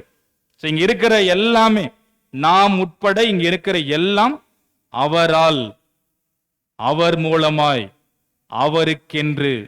அப்ப நம்ம எல்லாம் யாரு? அவருக்கென்று படைக்கப்பட்டவர்கள். அப்ப அவருக்கென்று படைக்கப்பட்டிருக்கும் போது என்ன பண்ணணும்? அவருக்கென்று வாழணும். அதானே நியாயம். இப்ப நம்ம ஒரு ஆபீஸ் போறோம், ஏதோ ஒரு நிறுவனத்துல நம்ம சேர்றோம். அந்த நிறுவனத்தின் கீழ் நம்ம பணி செய்யறோம்னா நம்ம யாருக்காக வேலை செய்யணும்? எனக்காக நான் ஓடுறேன்னு வச்சுங்களேன். அங்கே போயிட்டு ஜாயின் பண்ணியாச்சு. ஜாயின் பண்ணிட்டு என் பாட்டு நான் வேலையை பார்த்துன்னு போறேன்னா, உன் வேலையை பார்க்கறதுக்கு அங்கே வந்த யார் வேலையை பார்க்கணுங்க? அந்த நிறுவனத்தின் பணியை செய்யணும். அவருக்காக நீங்க ஓடணும். அந்த நிறுவனத்தினுடைய முன்னேற்றத்துக்காக ஓடணும் தான் நம்ம சொல்லுவாங்க. நாம் அவரால் படைக்கப்பட்டவர்கள் அப்படின்னு இருக்கும்போது அவருக்கென்று நாம் வாழ்க வேண்டும், அவருக்கென்று பிழைக்க வேண்டும், அவருக்கென்று ஜீவிக்க வேண்டும். இதுதான் இங்க சொல்லப்படுகின்ற வார்த்தை. அவர்தான் எல்லாம். நீங்க தொடர்ந்து வீட்டில் போய் வாசிங்க. அவர்தான் ஆதியும் அந்தமுமானவர், அவர்தான் முதலும் இறுதியுமானவர், எல்லாம் அவர்தான். இங்க இருக்கக்கூடிய எல்லா அதிகாரங்களா இருக்கட்டும், அந்த கர்த்தத்துவமா இருக்கட்டும், இங்க இருக்கக்கூடிய காணப்படுகின்ற காணப்படாதவைகள், பரலோகத்தில் உள்ளவைகள், பூலோகத்தில் உள்ளவைகள், துரைத்தனங்கள், அதிகாரங்கள், அவரை கொண்டு அவருக்கு என்று சிருஷ்டிக்கப்பட்டன. எல்லாம் இந்த புரிதல் வேணும். அவருடைய ஆட்சி கீழ்தான். அதுதான் இங்க சொல்லப்படுகின்ற விஷயம். கிறிஸ்து அரசர். அந்த அரசருடைய கீழ்தான் நாம் எல்லாரும் இயங்கி கொண்டிருக்கிறோம், வாழ்கிறோம். அப்ப அந்த அரசர் சொல்லும் வார்த்தையின்படி அவர் காட்டும் வழியிலே நடக்கிறவர்களாக அவருடைய ஆளுகையிலே நாம் இருப்பதை இறைவன் விரும்புகிறார். அப்படி இருந்தால் அந்த நினைவு நூல் ஞாபக புஸ்தகத்தில் நம் பெயர் இடம்பெறும், நம்முடைய செயல்கள் இடம்பெறும். சங்கீத பகுதி 46ஆம் சங்கீதம் அதிலும் பட்டியலிடுகின்றார். அந்த அரசர் எப்படிப்பட்ட அரசர்? அரசர் அப்படின்னாலே எப்படி இருப்பாங்க? ராஜ உடை இவையெல்லாம் உடுத்தி கொண்டு அவர் போருக்கு போகும்போது எப்படி போவார்கள் நமக்கு தெரியும் இல்லையா? அந்த கையில வாளோடு, கவசத்தோடு, தற்காப்போடு, அநேக படை வீரர்களோடு, குதிரை வீரம், அந்த படை, யானைப்படை, நிறைய படைகள் இருக்கும். அதனோடு இணைந்து போவார் அரசர். ஆனால் 46ஆம் சங்கீதத்தில் சொல்லப்படுகிற விஷயம், அவர் யுத்தங்களை ஓயப்பார். போரே கிடையாது. எப்படி அரசர் இவர்?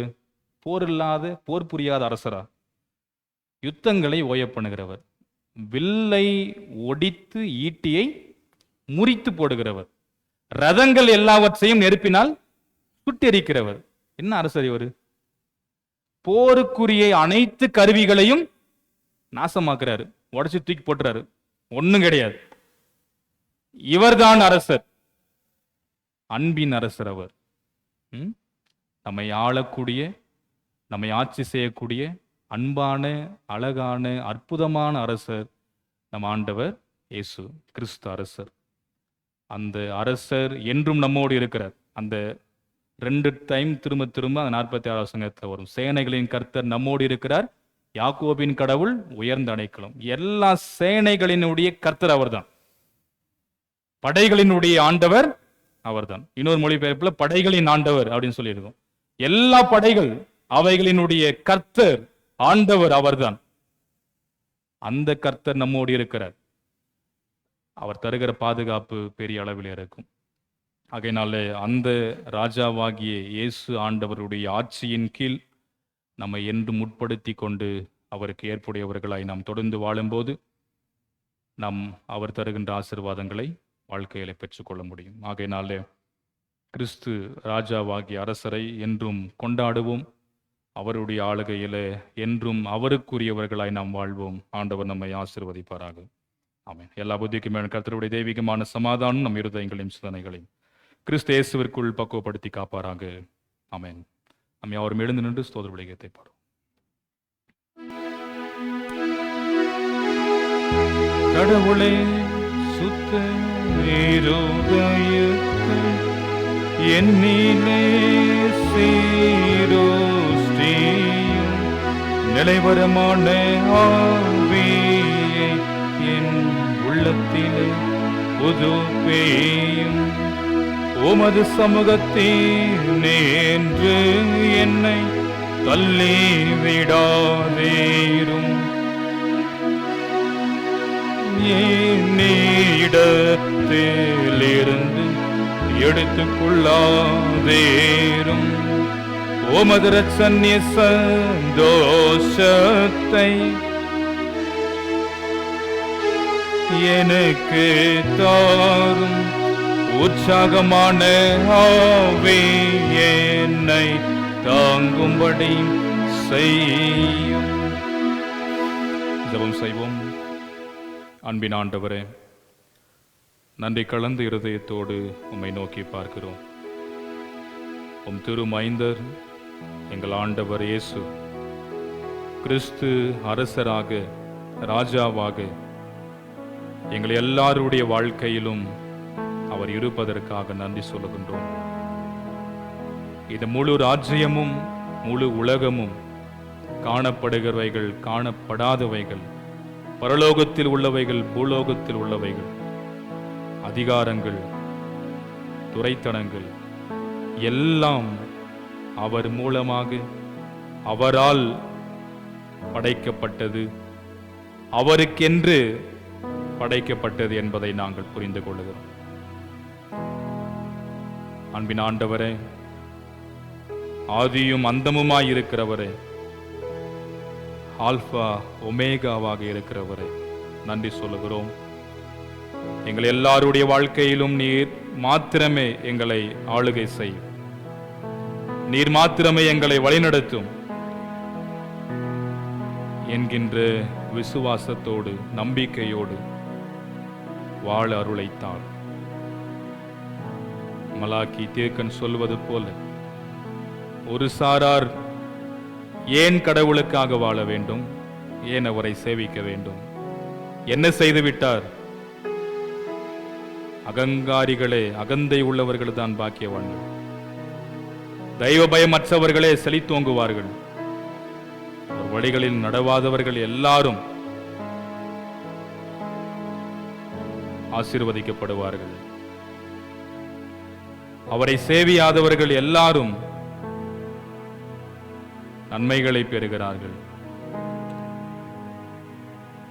அநேக விஷயங்களை அவரை சோதித்தார், அவர் விடுதலையாக்குகிறார். ஏன் அவருக்காக இருக்க வேண்டும் என்று அநேக குற்றச்சாட்டுகளை முன்வைக்கும் போது கடவுள் பயத்தோடு இருக்கிறவர்கள் பேசிக் கொள்வதை கடவுள் கூர்ந்து கவனித்து கேட்டவராயிருந்தார். யார் தெய்வ பயத்தோடு இருக்கிறார்களோ, யார் கடவுள் காட்டும் வழியில் நடக்கிறார்களோ, யார் கடவுளை நினைக்கிறார்களோ, அவருடைய நாமத்தை நினைக்கிறார்களோ, அவரை தொழுது கொள்கிறார்களோ, இவர்கள் எல்லாரையும் கடவுள் நினைவு கூறுகிறார். ஞாபக புஸ்தகம் இருக்கிறது, நினைவு நூல் இருக்கிறது. அந்த நாளிலே கடவுள் செயலாற்றும் அந்த நாளிலே தன் மகன் எப்படி தனக்கென்று பணி செய்யும் போது தந்தை இரக்கம் காட்டுகிறாரோ, நான் இரக்கம் காட்டுவேன். அவர்கள் எல்லாரும் ஆசீர்வதிக்கப்படுவார்கள்.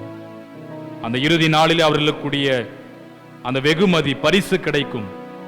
அப்பொழுது புரிந்து கொள்வீர்கள், அப்பொழுது இருக்கக்கூடிய அந்த வித்தியாசத்தையும் வேறுபாடுகளையும் புரிந்து கொள்வீர்கள். யார் கடவுள் பயத்தோடு இருக்கிறவர்கள், கடவுள் பயமற்றவர்களையும், கடவுளுக்கு என்று உண்மையாய் அவரை தொழுது கொண்டவர்களையும், அவரை தொழுது கொள்ளாதவர்களையும், அவரை ஏற்றுக்கொண்டவர்களை ஏற்றுக்கொள்ளாதவர்களுக்குரிய வேறுபாடுகளை அன்றைக்கு புரிந்து கொள்வீர்கள் என்று சொன்னி, அன்பின் ஆண்டவரே, உம்மை ஏற்று உம்மை நம்பி நீரே எங்களை ரட்சித்து எங்களை மீட்டெடுத்தவர், எங்களை ஆளுகிறவர் நீர் ஒருவர் என்கின்ற அந்த விசுவாசத்தை எங்களுக்கு தார்.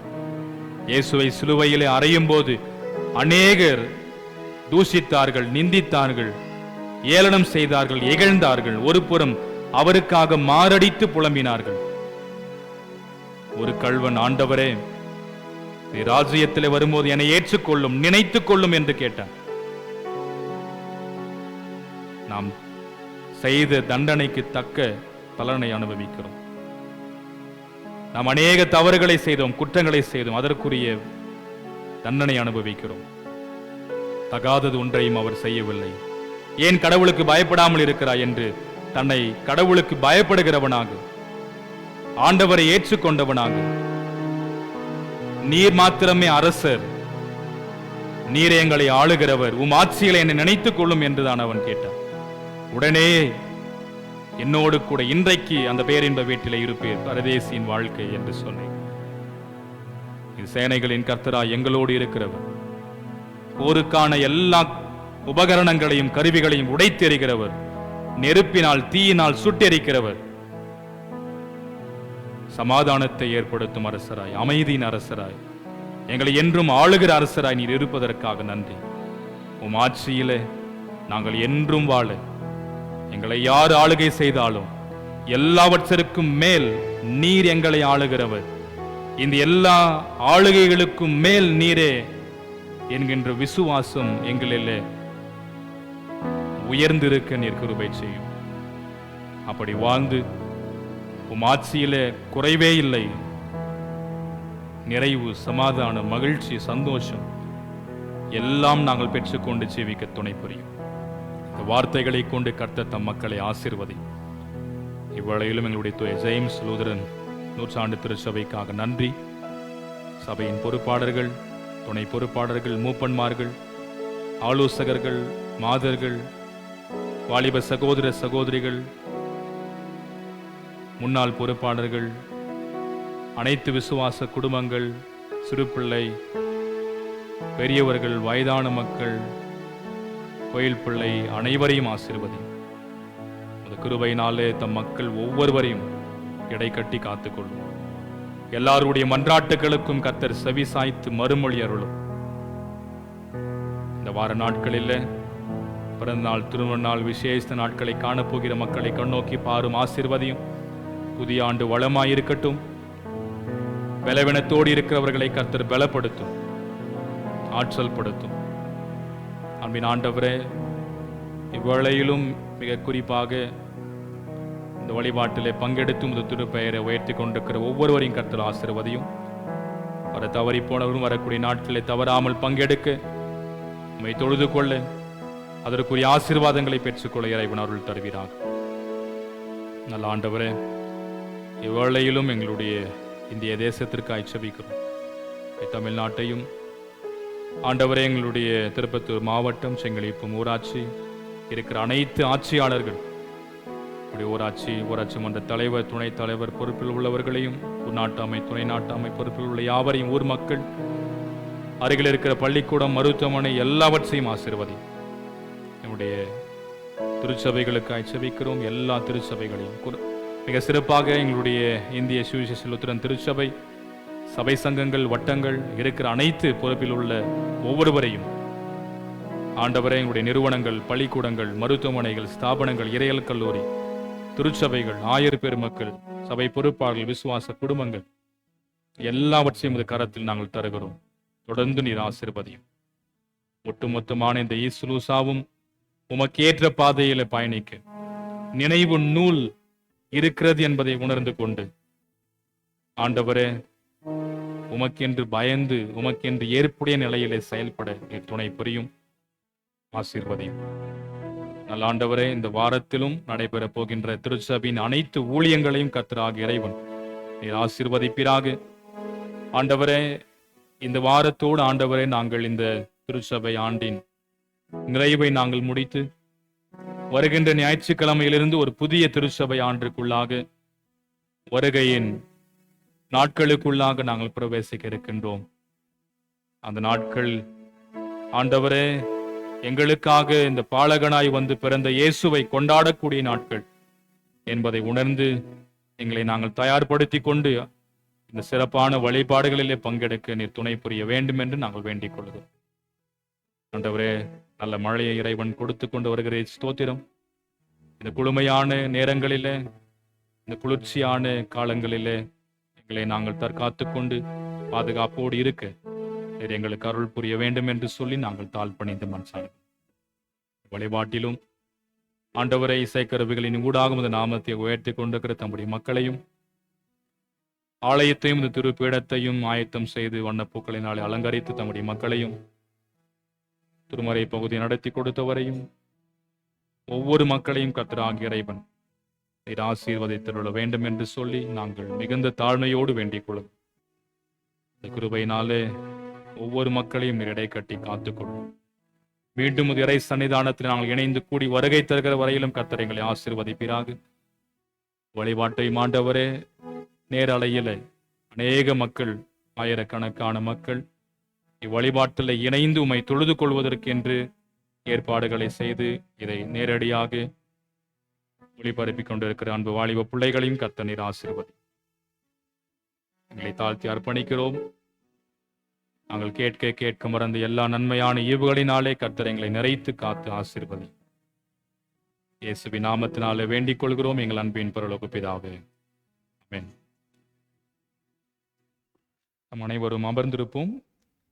நாம் வழிபாட்டிற்கு நிறைவு பாடலாகவும் காணிக்கை பாடலாகவும் 127வது கீர்த்தனை பாடல், இயேசு ராஜா என்னை ஆளும் நேசா என்ற பாடல். இப்பாடலின் பொழுது நம்முடைய காணிக்கைகளை கர்த்தருக்கு என்று எடுப்போம். 127வது கீர்த்தனை பாடல்.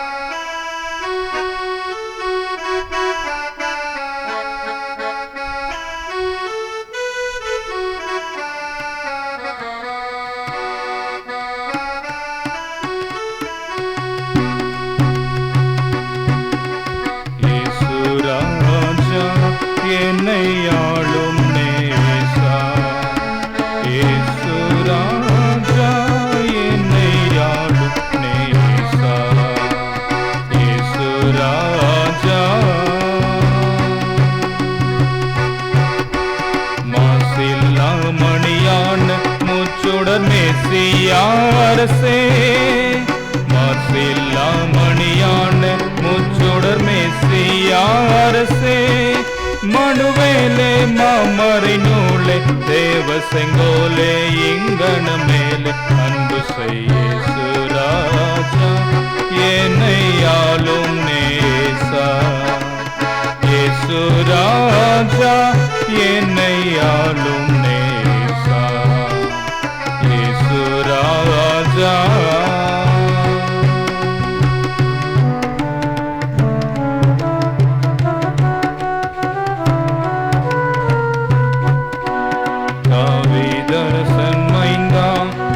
சரணம் சரணம் இந்தா தாவீதரசன் மைந்தான், நின் சரணம் சரணம் இந்தா சதனந்தா வானந்தா ஓ வந்தா மிக வந்தனம் வந்தனமேசு ராஜா என்னை ஆளும் நேசா, இயேசு ராஜா என்னை ஆளும் நேசா, இயேசு ராஜா.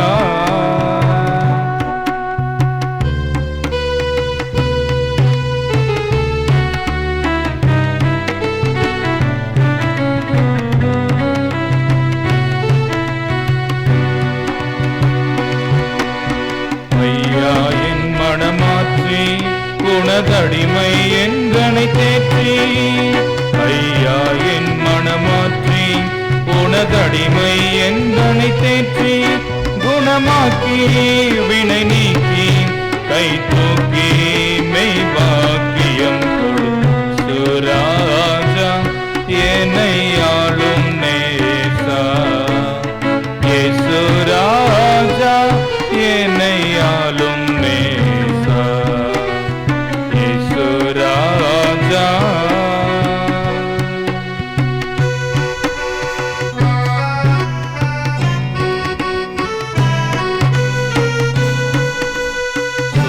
திரித்துவ வஸ்துவே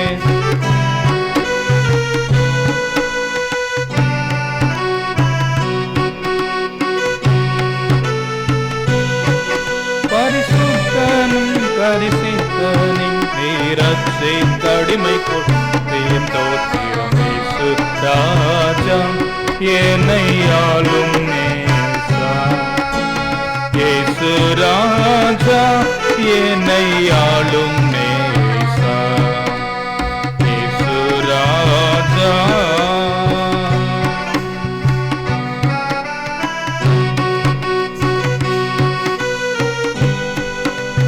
மங்களம் மீசாவே வளமிகு சங்கை ராஜாவே, மங்களம் மீசாவே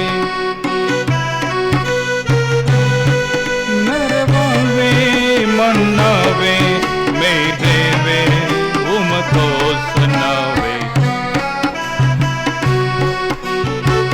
ஆளும் நேசா இயேசு ராஜா என்னை ஆளும் நேசா இயேசு ராஜா. நாம் தொடர்ந்து திருச்சபையினுடைய அறிவிப்பை வாசி கேட்போம்.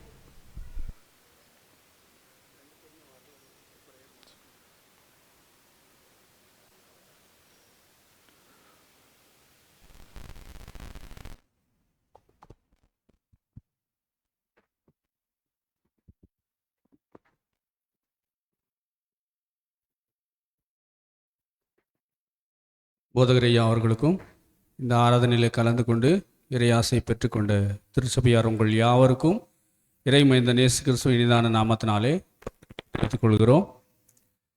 இன்று வேத வாசிப்பு அளித்து கொடுத்த திரு ஷாம்குமார் பெல்லிங்டன் ஆசிரியர் குடும்பத்தாருக்கு திருச்சபையின் சார்பாக தோத்திரங்களை தெரிவித்துக் கொள்கிறோம். அடுத்த வாரம் வேத வாசிப்பு வாசிக்க வேண்டிய குடும்பம் திருமதி அற்புதம்மாள் தமிழ்மணி அவர்கள் குடும்பம் என்பதை திருச்சபைக்கு அன்பாய் தெரிவித்துக் கொள்கிறோம்.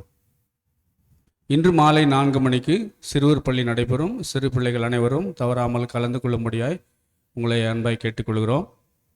வருகின்ற புதன்கிழமை மாலை 7 மணிக்கு வழக்கமான ஆராதனை நடைபெறும் என்பதை உங்களுக்கு அன்பாய் தெரிவித்துக் கொள்கிறோம். இந்த வாரத்தினுடைய வழக்கமான குடும்ப ஆராதனைகள் குடும்பத்தாரின் விருப்பத்திற்கு இணங்க இன்று மதியம் பகல் 11:30 மணிக்கு திரு ஜான்சன் சத்யா அவர்கள் இல்லத்தில் வழக்கமான குடும்ப ஆராதனை நடைபெறும் என்பதை அன்பாய் தெரிவித்துக் கொள்கிறோம். அதே போல வருகின்ற வியாழக்கிழமை மாலை 7 மணிக்கு திரு யோபு மெர்லின் அவர்கள் இல்லத்தில் வழக்கமான குடும்ப ஆராதனை நடைபெறும் என்பதை உங்களுக்கு அன்பாய் தெரிவித்துக் கொள்கிறோம். திருச்சபை மக்களுக்கு ஒரு அன்பான வேண்டுகோள், ஏல காணிக்கைகளை சீக்கிரமாக கொடுக்கும்படி உங்களை அன்பாய் கேட்டுக்கொள்கிறோம். இன்று மாத காணிக்கை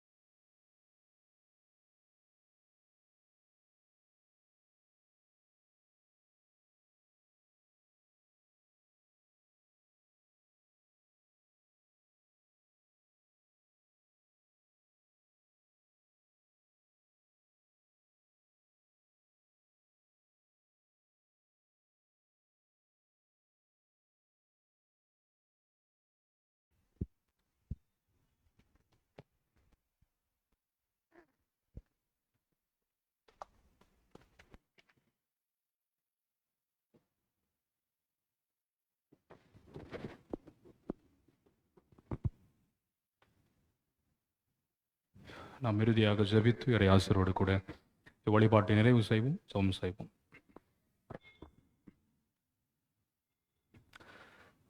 அன்பின் ஆண்டவரே, மீண்டுமாக உம்மை நோக்கி நாங்கள் மிகுந்த தாழ்மையோடு வேண்டிக் கொள்கிறோம். அன்பின் ஆண்டவரே, இந்த நேரத்திலும் கூட தம்முடைய மக்களாய் உமக்கென்று படைத்திருக்கிற காணிக்கைகளுக்காக மிக சிறப்பாக நாங்கள் ஜெபிக்கிறோம். வழிபாட்டின் காணிக்கைகள், மாத காணிக்கை, ஸ்தோத்திர காணிக்கை, ஏல காணிக்கை, பல நிலைகளிலே உமக்கென்று தம்முடைய மக்களாய் படைத்திருக்கிற அனைத்து காணிக்கைகளையும் நீர் தயவோடு ஏற்றுக்கொண்டு நீர் அங்கீகரித்துக் கொள்ள வேண்டும் என்று சொல்லி நாங்கள் வேண்டிக் கொள்கிறோம். அக்காணிக்கைகள் யாவற்றையும் முது திரு பீடத்தின் மீது வைத்திருக்கும் போது படைத்த உள்ளங்களையும் இல்லங்களையும் தந்தையாக இறைவன் நீ நிறைவாக ஆசீர்வதித்தருள வேண்டும் என்று சொல்லி நாங்கள் தாழ்பணிந்து மன்றாடுகிறோம். இவ்வேளையிலும் ஆண்டவரே, மிக சிறப்பாக அருமையான திரு ஜான் ஜேம்ஸ் டெய்ஸ் எமிமால் ஆசிரியர் அவருடைய திருமண நாள் இந்த நாளில் இருப்பதற்காக உமக்கு நன்றி. ஆண்டவராக இறைவன் தாமே இவரையும் அவருடைய அன்பு மகன் குடும்பத்தையும் நீர் ஆசீர்வதித்தருள வேண்டும் என்று சொல்லி நாங்கள் வேண்டிக் கொள்கிறோம். அதே போன்ற அருமையான திருமதி சுசிலா லைசியம் அவர்களுக்கு நான் டான்சி பகுதியை சார்ந்த ஆண்டவராகிய இறைவன் அன்பு அம்மா அவர்களை நீர் பலப்படுத்துவீராக. உடல்நலம் சரியில்லாமல் இருக்கின்ற இவர்களுக்கு வேண்டிய ஆற்றலையும் ஆரோக்கியத்தையும் நிறைவாக நீர் தந்தருள வேண்டும் என்று சொல்லி நாங்கள் வேண்டிக் கொள்கிறோம். அன்பின் ஆண்டவரே, இந்த நேரத்திலும் குறிப்பாக கடந்த ஞாயிற்றுக்கிழமை சிறுவர் ஞாயிறாக நாங்கள் அனுசரித்து ஆண்டவரே சிறுவர் பிள்ளைகளை முன்னிட்டு உமக்கு நன்றி சொல்லவும் உம்மை நாங்கள் தொழுது கொள்ளும் நீர் பாராட்டின கிருபைகளுக்காய் நன்றி.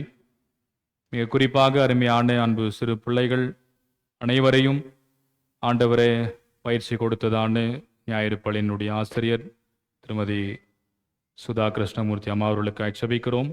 இன்னும் அவரோடு இணைந்து ஆண்டவரே அன்பு பிள்ளைகளை பயிற்சி கொடுத்து ஆசிரியர்கள் யாவரையும் நீர் ஆசீர்வதித்தருள வேண்டும் என்று நாங்கள் தாழ்பணிந்து மன்றாடுகிறோம்.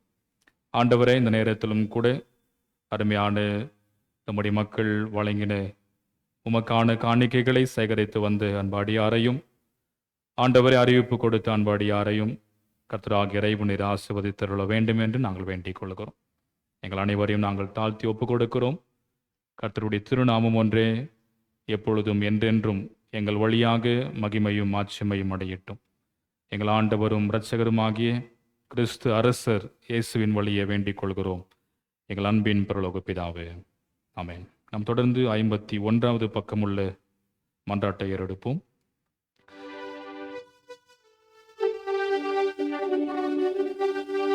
கர்த்தாவே, எங்களுக்கு இரங்கும்.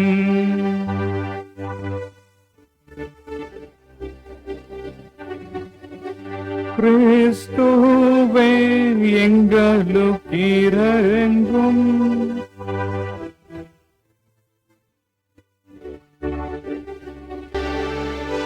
கர்த்தாவே, எங்களுக்கு இரங்கும்.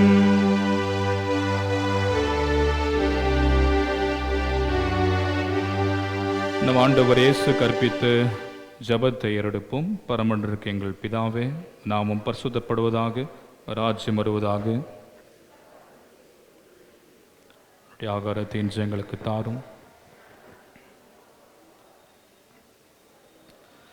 ராஜ்யம் வல்லமை மகிமையும் என சுவாமி. ஆமென். கர்த்தர் உங்களோடு இருப்பாராக.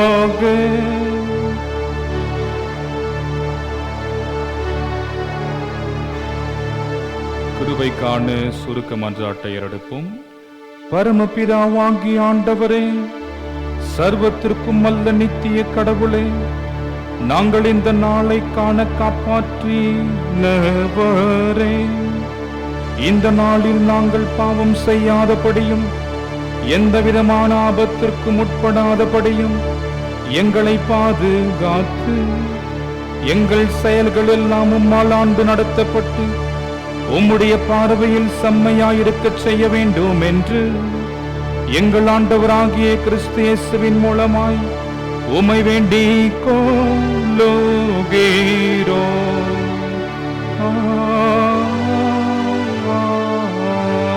ஆமென். கர்த்தரை ஸ்தோத்தரிப்போமாக.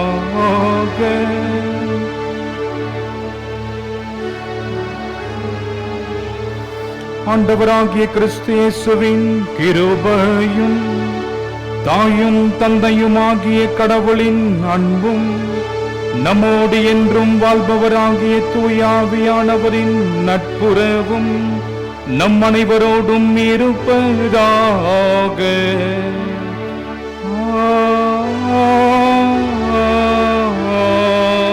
ஆமென். இயேசு ராஜா என்னை ஆளும் நேசா, இயேசு ராஜா என்னை ஆளும் நேசா, இயேசு ராஜா. தாவீதரசன் மைந்தா நின் சரணம் சரணம் வேந்தா, தாவீதரசன் மைந்தா நின் சரணம் சரணம் வேந்தா, சதனந்தா வானந்தா வந்தால் மிக வந்தனம் வந்தனம். இயேசு ராஜா என்னை ஆளும் நேசா, இயேசு ராஜா என்னை ஆளும் நேசா, இயேசு ராஜா. என் ஆத்துமாவே கர்த்தரை ஸ்தோத்திரி, என் ஆத்துமாவே கர்த்தரை ஸ்தோத்திரி. ஆமென். என்றும் நம் ஆண்டவர் இயேசு அரசருடைய ஆளுகைக்கு உட்பட்டவர்களாய் அவருக்கென்று தொடர்ந்து வாழ சமுதாயத்திற்குள் பயணப்படுவோம். ஆண்டவர் நம்மை தொடர்ந்து வழிநடத்தி ஆசீர்வதித்து காத்துள்ளுவாராக. ஆமென்.